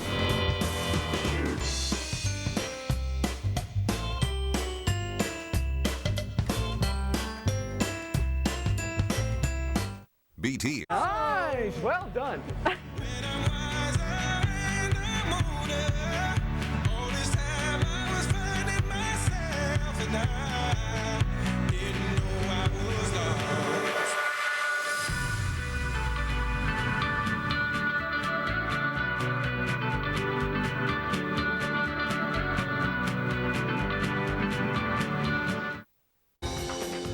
Ici Boucherawatic. Tibert le Voyageur vous invite à de nouvelles aventures au Festival Fringe de Winnipeg. Les détails dans quelques minutes. Venez faire un grand voyage. Vous savez, on est en plein festival Fringe et au programme, on retrouve un spectacle bilingue. Et Boucherawatic, c'est un gars de chez nous qu'on connaît assez bien. En effet, c'est Tibert le Voyageur, de son vrai nom Robert Malo. Il présente The Imaginary Canoe Ride, un spectacle bilingue en plein air au Steinkopf Garden à côté de la salle du Centenaire. C'est sa première expérience au Festival Fringe. J'en ai discuté un peu plus tôt avec lui. Qui est le personnage de Tibert le Voyageur?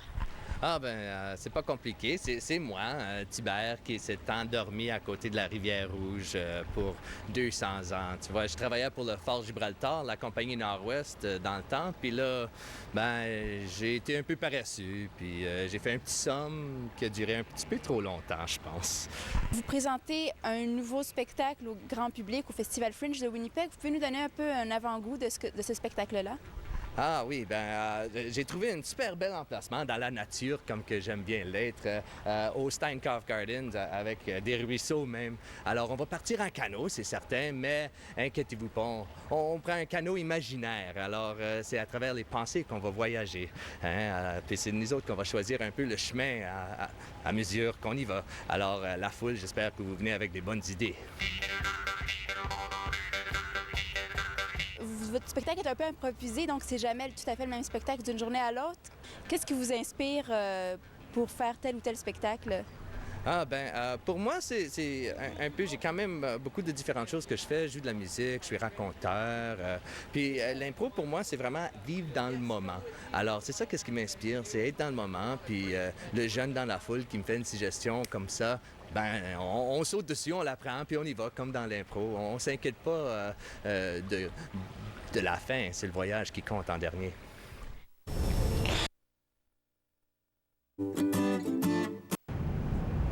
Well, hi everybody, and welcome to the end of the week. We have a special version of 30 with the Teen today, which is the Fringe review show, and we're in this very,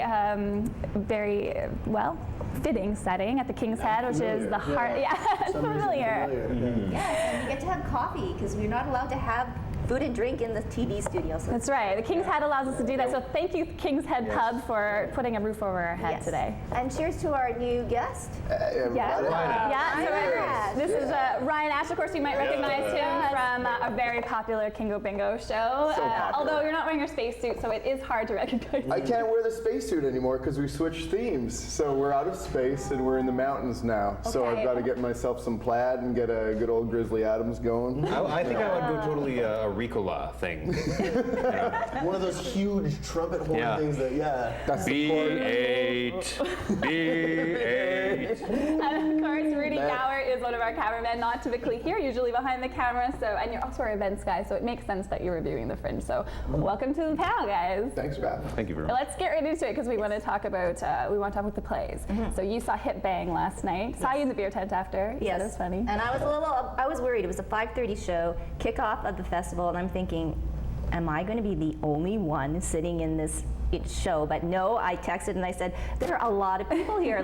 They're like Fringe heads all over. And it was very cool. The very talented team from Vancouver and improv asked the audience for a word, and for 45 minutes straight, it did some of the most, outlandish, ridiculous, super funny material ever. And they start laughing too, and there's a couple of kids in the audience, so they kind of, say something kind of expletive or kind of a little bit sexual oriented, and they kind of turn around and look at the kids and and they kind of say, you know what I mean? Yeah. Do you need me to explain that? And the kids were laughing, and they're sitting with their parents, and they're just having a great time. What was the first word of the show?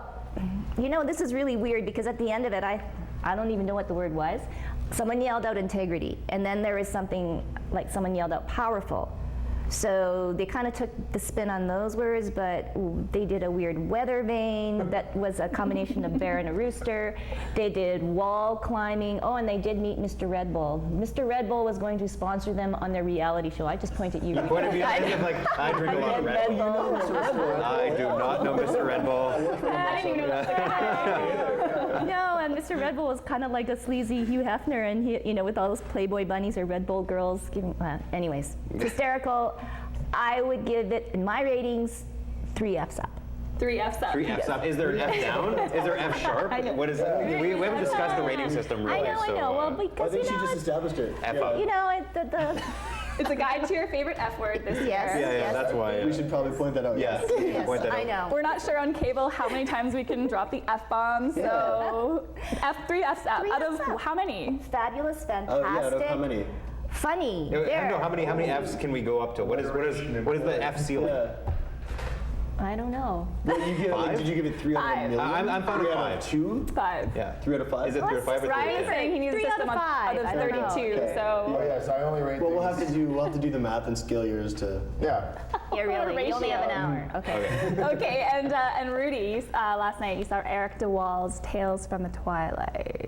Yes, that was a 10 o'clock show, and I'm glad I went at 10 because it was kind of a little bit more of a spooky theme. Obviously, it's just a one-man show. I've heard really good things about Eric DeWall, but he walked out and just basically painted all these old kind of old tales. I don't want to give too much away. It's the problem. But he starts out with a Telltale Heart, and he just he just walks out and just starts telling it, and it was only near the end. I was like, hey, I think they had something like that on The Simpsons. Oh, yeah. Actually, it was halfway through. I was just like, man, I think I'm gonna like talk about this being like Edgar Allan Poe tomorrow, and be like totally like deep. And he's like, that's Edgar Allan Poe. I was like, oh crap. Yeah. But so he did about 4 different like folk tales from around the world, and then kind of intertwined his own kind of ghost stories he has. And he did. Did you get scared? You can admit it, it's okay. A little bit. I was by myself, and because no one sat next to me, because I kind of smelled a little bit. Or maybe I'd been to the beer tent too long. Yeah. It was a great venue at, is it MT? I don't know any of the names of these venues. I know, is it Venue 6? MTYP? It was Venue 6. It was, no, it was MTC Warehouse. MTC Warehouse upstairs. No, it was the regular one. Oh, okay. It's super dark, super... and it's air conditioned. Yeah, air conditioned. And there's wine. Oh, yeah, and this is a good point, because not all venues are equal. That's for sure. No. Yeah, I got to have a beer at my first one. Second one, I wasn't. So. Anyways, I know we need to move this along, so I'll give it 4 Fs out of 5. 4 Fs out of 5. Those for the Fs up spooky. or Fs down? F up. Okay. You really effed up. Yeah. Awesome. That's great. And we were doing some reviews, but we also want to talk a little bit about what goes into putting these things together. Mm-hmm. And Jay, you have a show this year. Yeah, I do. You don't look excited about it. I'm You excited. should be. I am very excited. So I plan to do a show this year, mainly because my friend John Bennett, whose show I'm going to talk about in a bit, he did a show last year and it was a great success, and he's coming back to do a show this year, but he didn't get in through the lottery, which is how you actually establish where you play. So he asked me if there was any way we could do a bring your own venue. And so I said, yeah, sure, why not? And so I thought, why don't I do a show too? So that's how it started. I wasn't really sure. I do like musical comedy. I wasn't really sure what the theme of my show would be. And then right as it came time to decide on a theme, I got dumped by my girlfriend of 7.5 years. So I thought, what a great idea for a show. This will help me deal. This will help me come to terms and cope with worst idea ever. It was such a bad idea. Oh my God. I think this But it's is a right great here. show. I've got a great idea.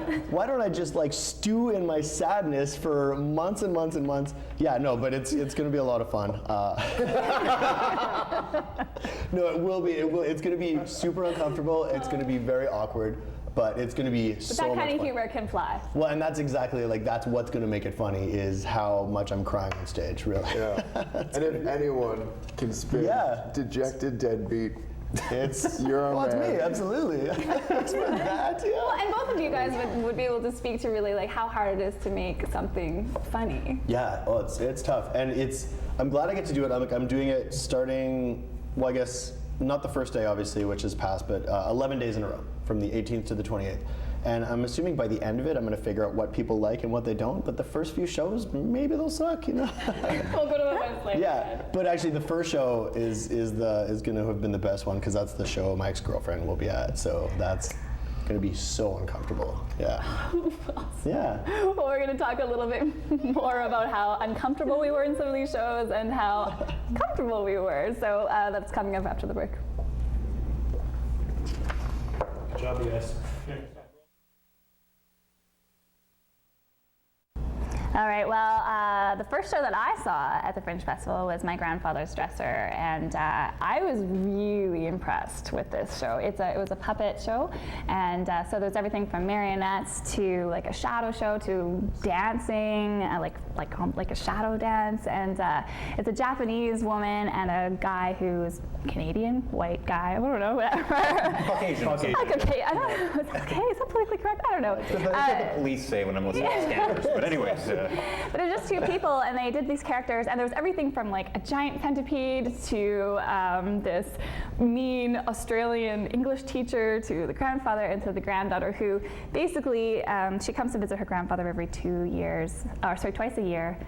This time she comes to visit him, and he's died, and he always tells her these fantastical stories of adventures that he's had all around the world, and so she starts going through his dresser drawer and remembers some of these and starts telling them herself. And they're incredible. Like, it's cute, it was whimsical, and at times intensely beautiful. I actually cried at the end.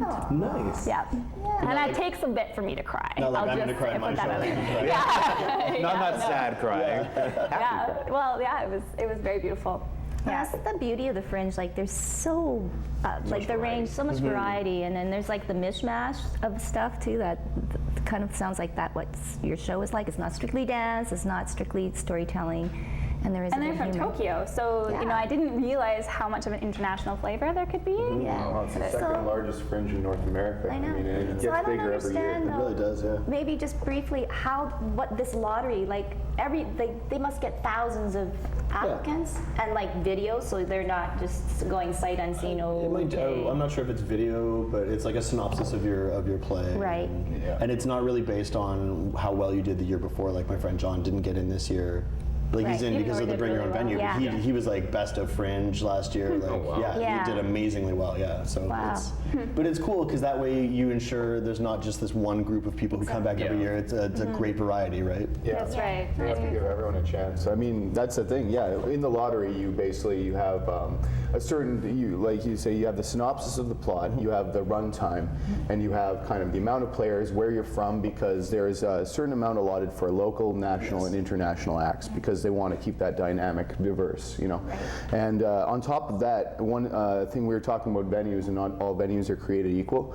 The shoebox-shaped non-AC room can be ideal for your spoken word acts. For sure. You know, and so when you kind of submit, you give people an idea what your tech specs are going to be, and then they kind of start to, you know, they cater their rooms to you overall before the festival even begins. Well, and tell us then about the venue that you went to last night, because that was a bit of a shoot. Yeah, Venue 25, the Vault it's called. And you went to Hamlet as Told on the Streets. Hamlet as Told on the Streets, adapted to the stage by a group called One Trunk Theater, and it's originally based on something by Shel Silverstein. And it's really crazy to see Shel Silverstein in that regard, because it's this, I don't know how much of the adaptation was the players or if it was word for word Shel Silverstein, but it was pretty thugged out. Like, you know, it wasn't hokey hip hop, you know. And I was saying to Brahms before the show that I mean, you know, Brahms is part of Filthy Animals, right? He knows hip hop. Yeah. So I was saying to him,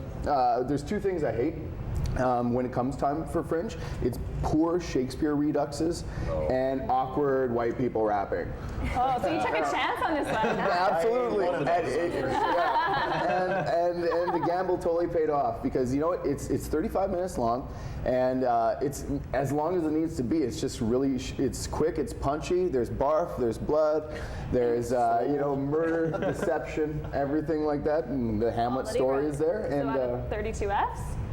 Yeah, I'm gonna go all the way for 32 Fs. It's a good mix of media. That's the thing, is I think that a lot of the time theater has to strive to remain relevant, and you see more and more people incorporating visual media, projections and whatnot into their Fringe shows to stay afloat. It's not the way it has to be, but I thought that there was a lot of attention to detail in trying to incorporate the media and make it all relevant to the audience that's going to be coming and taking it in. And you know, they gamble, so to speak, doing the hip hop thing, and I thought it was great. And they're local too. What did you give My Grandfather's Dresser? Well, I would say 5 Fs, yeah. 5 Fs up, yeah, out of 5, yeah. I loved it, for sure. Yeah, and you saw, the second one that you saw last night was, the first one actually, it was the first one of the season for you with Moby Alpha, no wait, Charles Presents Moby Alpha. Charles, someone presents Moby Alpha, I think. But anyways, Moby Alpha is the key, and it's actually like a sci-fi take on Moby Dick. But what they do is, okay, so there's two guys, and they're using a lot of sci-fi references from like 2001: A Space Odyssey, a lot of Star Trek and stuff. So it's pretty funny if you're actually into that. I'm only suggesting this show if you're into that. There was a mixed bag of people that went to go see this of different ages, but I appreciated it a lot more because I know a lot of the sci-fi references and stuff. What sets the show apart, or what I really liked about it, is that okay, so it's two guys, but they have helmets that glow. They have different glow in their helmets, and depending on which lights they have on, that depicts who they are or where they're at in the scene. Like they'll have like flickering if it's like a sorry, Ryan, I'm just gonna throw this out there and assume that you know Star Trek. Oh yeah. Okay. So if they're watching someone on a viewer screen, it'll be replayed as like a flickering thing in their helmet. But if they're a certain character, it'll be blue. If a certain character, it'll be red. And then they even have one for teleporting. It's really neat. And actually, it reminds me of like when you're playing as a kid with your best friend and you're like playing astronaut. Take that and kind of mix Moby Dick and Futurama and stuff and kind of mash them together. It was a put an audience there. Yeah, put a bit of an audience there. It was a worthwhile hour, I figured, to watch. Yeah, nice. It was fun to watch. That being said, though, I mean, I don't know. I don't want to go all the way and give it like even a 4. I think 4 is a strong review, 4 Fs. Absolutely. It's a very strong review. A lot of Fs. But because it more caters to a certain audience, I will go 3.5 Fs.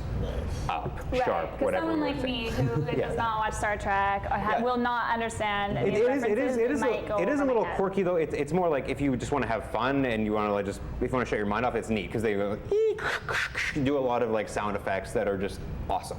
Yeah. Just like playing. It's like nerdy. Yeah, Can you do sound it is, effects? Yeah. Everyone says girls can't do sound effects. Can you do a sound effect? Like do you have one? what? I don't know, like any. Anything, like a Okay, so she What's can't that? do sound effects. No, not at all. Let me get. It's a broken TV though. It's awesome. It's like when girls do. It's like when guys do sound effects for guns, like. And girls like pew pew pew. Okay, that kind of stuff. now you're talking about bullets versus lasers. Oh, no. Come on. Obviously, you've never shot a real gun before because that's exactly what they sound like. Pew, pew. Okay, we're gonna take a quick break. We're gonna come back and talk about my dad's deaths.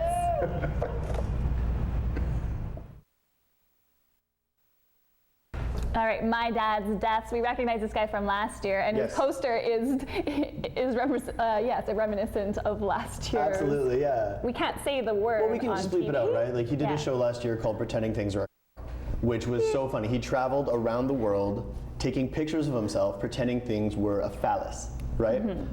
And it was so well received, not just because of the idea, but he is a master storyteller. And this year he's got a new play called My Dad's Deaths.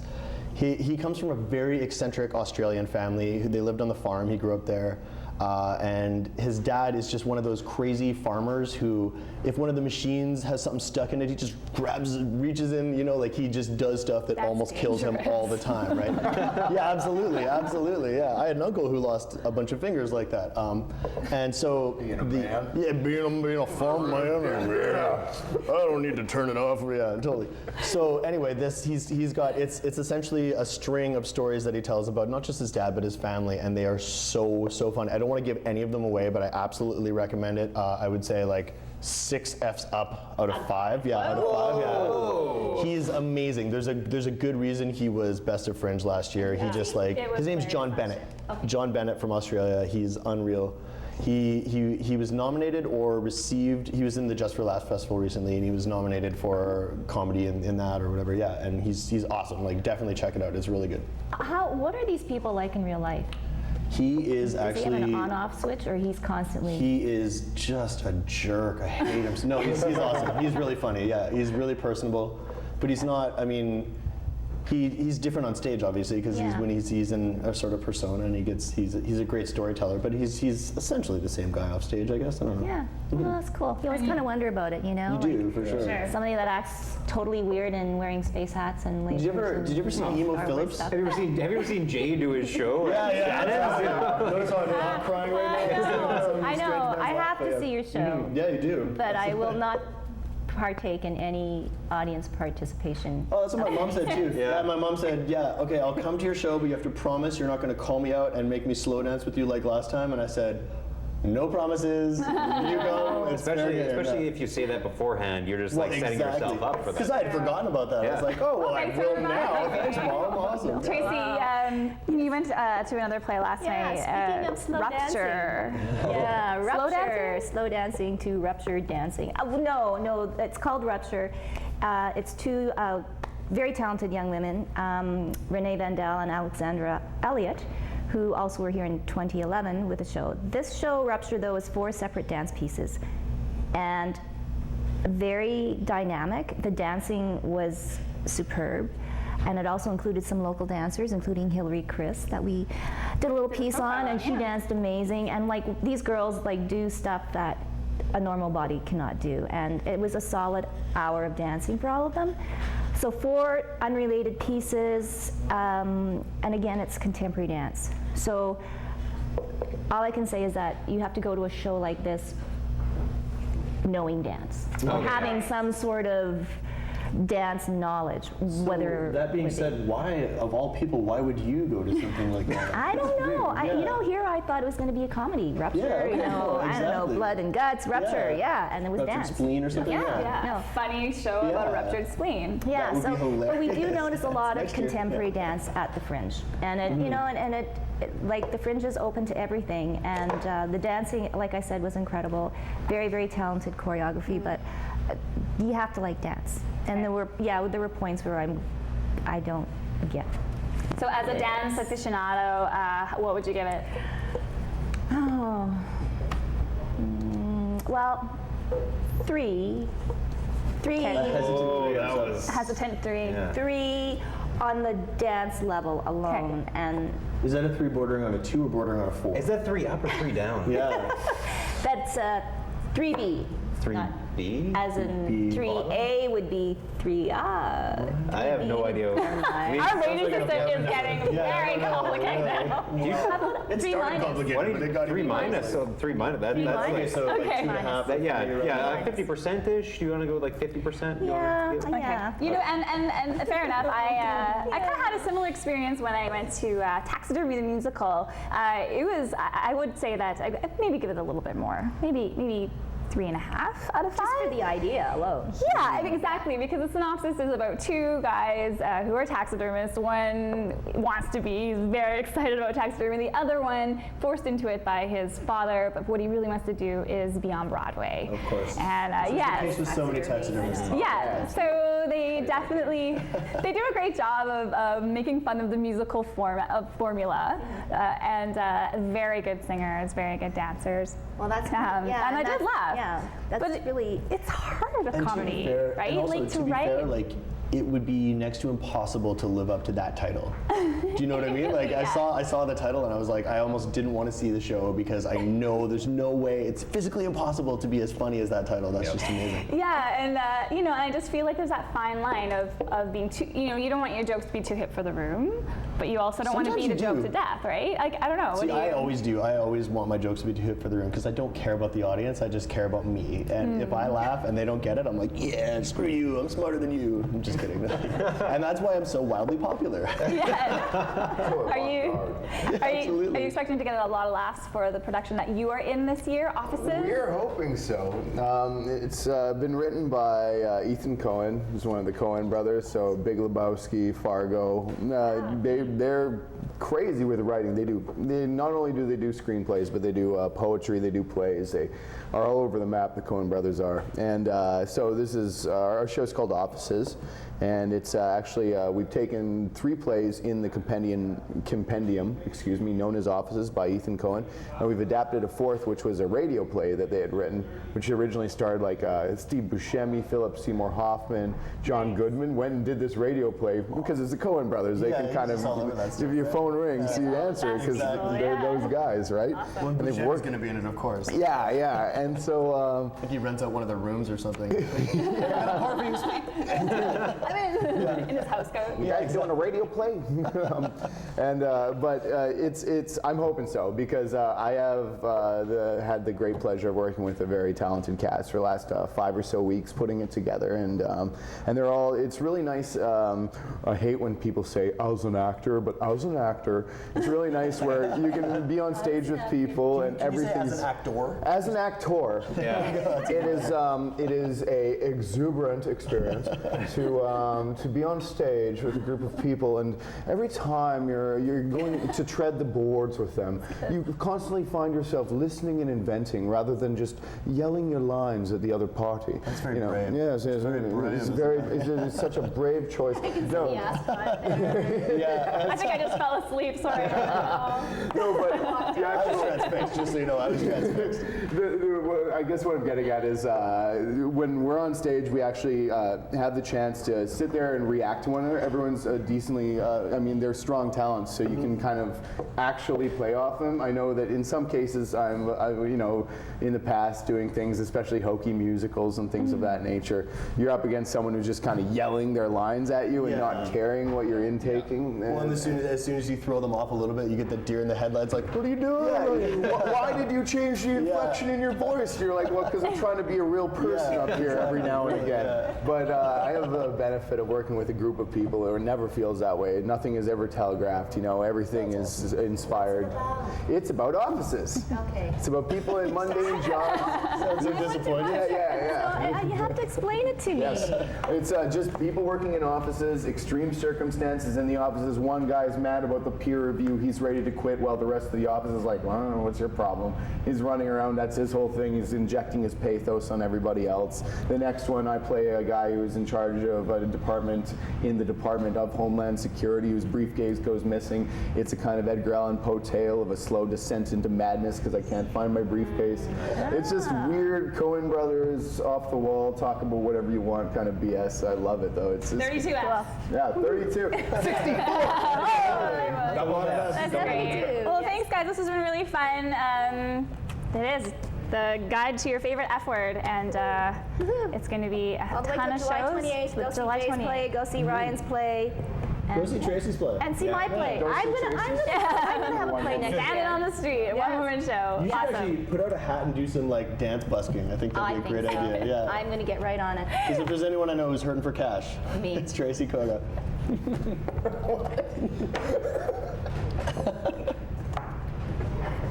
Okay.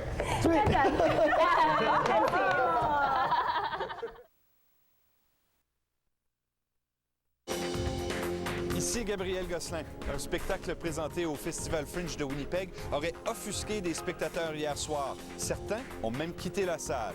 Tous les détails plus tard aux arts. Un spectacle présenté au Festival Fringe de Winnipeg suscite une controverse et Gabriel Gosselin, des spectateurs ont quitté la salle pendant le spectacle. Selon une critique pour le CBC, Amélie, oui, les gens étaient visiblement troublés par le spectacle de la compagnie locale Out of Line Theatre, compagnie qui a quand même la réputation de produire des spectacles osés, c'est-à-dire des spectacles qui contiennent de la nudité ou finalement d'autres gestes qui peuvent créer des malaises chez les spectateurs. La pièce en question, intitulée Hollywood Hen Pit, est présentée dans la salle numéro 5, Son of Warehouse. La pièce raconte l'histoire d'une comédienne qui espère percer à Hollywood.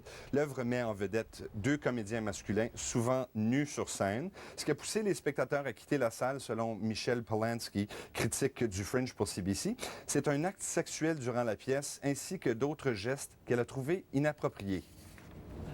What I saw were not one, not two, but 3 mayonnaise enemas. Fair enough. It's the Fringe, that's what you see on the Fringe. But what I was surprised to see was a live sex act, which is not allowed on stages in Winnipeg. Les comédiens Ian Marsden et Doug Melnick, pour leur part, affirment que l'acte n'était qu'une simulation, et le tout au nom de la performance.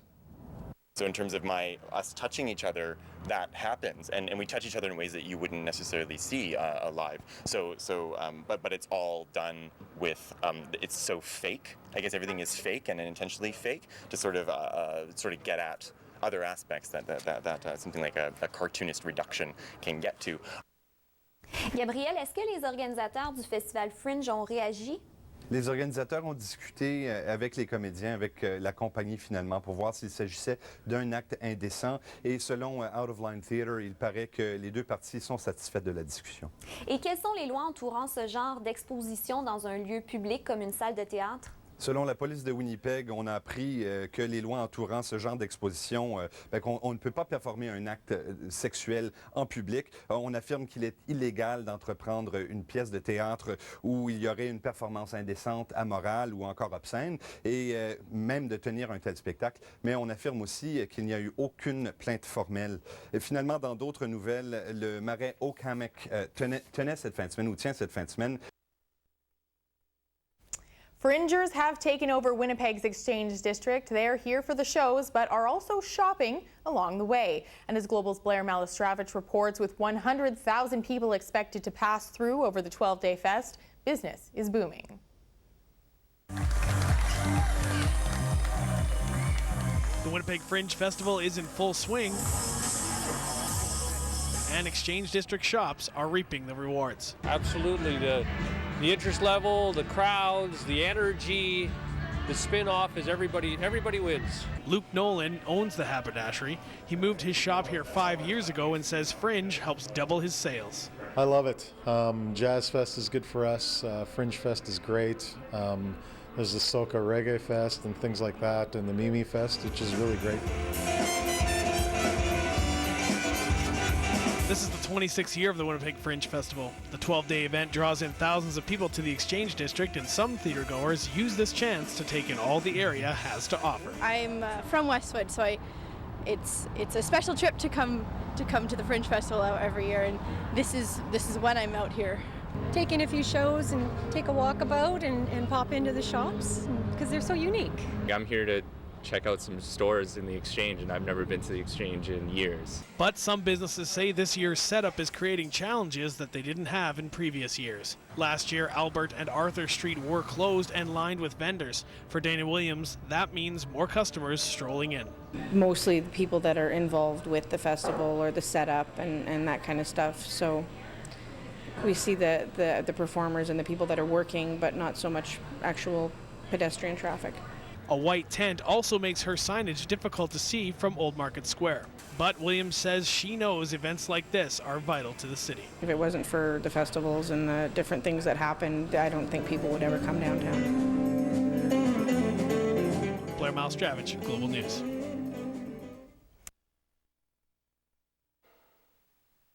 I'm Superstar Television celebrity reporter Jay Williams, and I'm standing in Old Market Square right now for a very good reason. It is a very special time of year here in Winnipeg.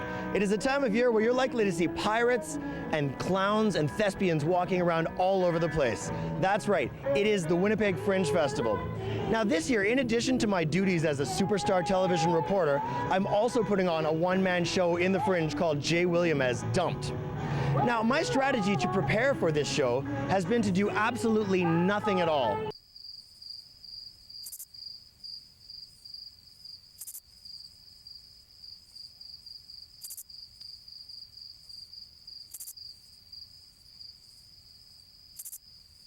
So I decided I wanted to talk to some other people who have shows in the Fringe this year to find out how they prepared for their shows. My name is Rory Follis. My show is Comedy Plus Time Equals Tragedy. It's at the Rachel Brown Theater, venue number 8. We started writing the show about 7 months ago, finished the script in April, and then started rehearsing 2 times a week in May and upped it to about 3 or 4 in the last couple weeks. My name's John Bennett. I'm doing a show called My Dad's Deaths. Show is about growing up in rural Australia with a dad who I think is always dying because he's a very melodramatic man, and sort of my relationship with him because he's a minister at the local church and this very serious man. This is a show I've been doing for 2 years. The good way to get around not being prepared is just like do something ages ago and then just do it again. So I know the show pretty well. I've done no preparation because I've already got it. Well, that makes me feel a little bit better. Maybe comedian / superstar bingo host Ryan Ash will have something similar to say that makes me feel even better about my total lack of preparedness. Hey, I'm Ryan Ash, and this year at the Fringe I'm doing Offices by Ethan Coen, and that's with a cast of 6 people. Basically, it's one of the Coen brothers who've written The Big Lebowski and Fargo and whatnot. They do everything. They do poems, plays, radio shows. So actually what we have is an amalgamation of all those things. The preparation that goes into it, because we're doing 4 different pieces, I think the bulk of what really we need to focus on as a cast in terms of preparation is because we play different characters in every piece. we really had to work at, elevating the text so that it stands out as different between the different characters we're playing. We really want to make the differentiation that nobody's obviously carrying over into the next piece. You've got to learn your lines, and then you've got to do the preparation that goes into it is the subtext work. Like, it's not just you pounding out lines on stage, it's what are your motivations, what's the ring you're chasing, what's going to keep you, what's your ultimate goal, basically, your super objective. I guess what I've learned today is that preparation is key when it comes to having a Fringe show. So if there's a moral to this story, it's that you should check out the other shows mentioned in this story and avoid mine at all costs, because I think it's going to be a train wreck. Anyway, for Shaw TV, I'm Jay Williams. I understand equations both the simple and quadratical. They've come a long way to perform in Winnipeg. A look at a very musical production at the Fringe Festival. I understand equations both the simple and quadratical. About binomial. Well, there's plenty of things that are considered far out at the Winnipeg Fringe Festival, and some groups came from some very far away places to perform.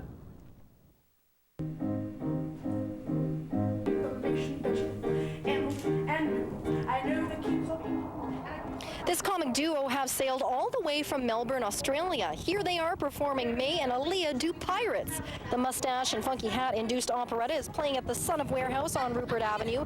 The show runs through Friday. And at the Winnipeg Fringe Festival, anything can happen, including a hockey game. A game of street hockey broke out Sunday afternoon, and the players, well, all Fringe performers from hockey-themed plays. Charlie, a Hockey Story, Hockey Night at the Puck and Pickle, Quest for the Cup, and Canuck Coyote. The stage plays are said to be better than the plays being made here. Ba-dum-bum. And 2 new films made in... Plus, we've reviewed every show, what you should see at the Fringe. Atticus. I'm thinking something in the family versus just some random name that the celebrities are doing. Charlie. I think they should name their baby whatever they like, and it's nobody else's business. Crown jewels, so that whenever the baby is wed, they can say that somebody stole the crown jewels. It is a Fringe Festival comedy that tries to manage a version of the Pirates of Penzance while losing most of its cast. Our Josh Schmidt has his latest reviews coming up. You're watching CBC News, Winnipeg. Well, the first weekend of the Winnipeg Fringe Theatre Festival has come and gone, and our CBC Fringe review crew has been very busy getting reviews of every single show completed by last night. One of those reviewers is our own Josh Schmidt. Here he is. Well, our review crew has seen them all 169 shows at the Winnipeg Fringe, so I've got some tips from them for you. Beginning with a show called May and Alia Do Pirates of Penzance. No, we're doing a show this Fringe at the Son of Warehouse called May and Alia Do Pirates of Penzance.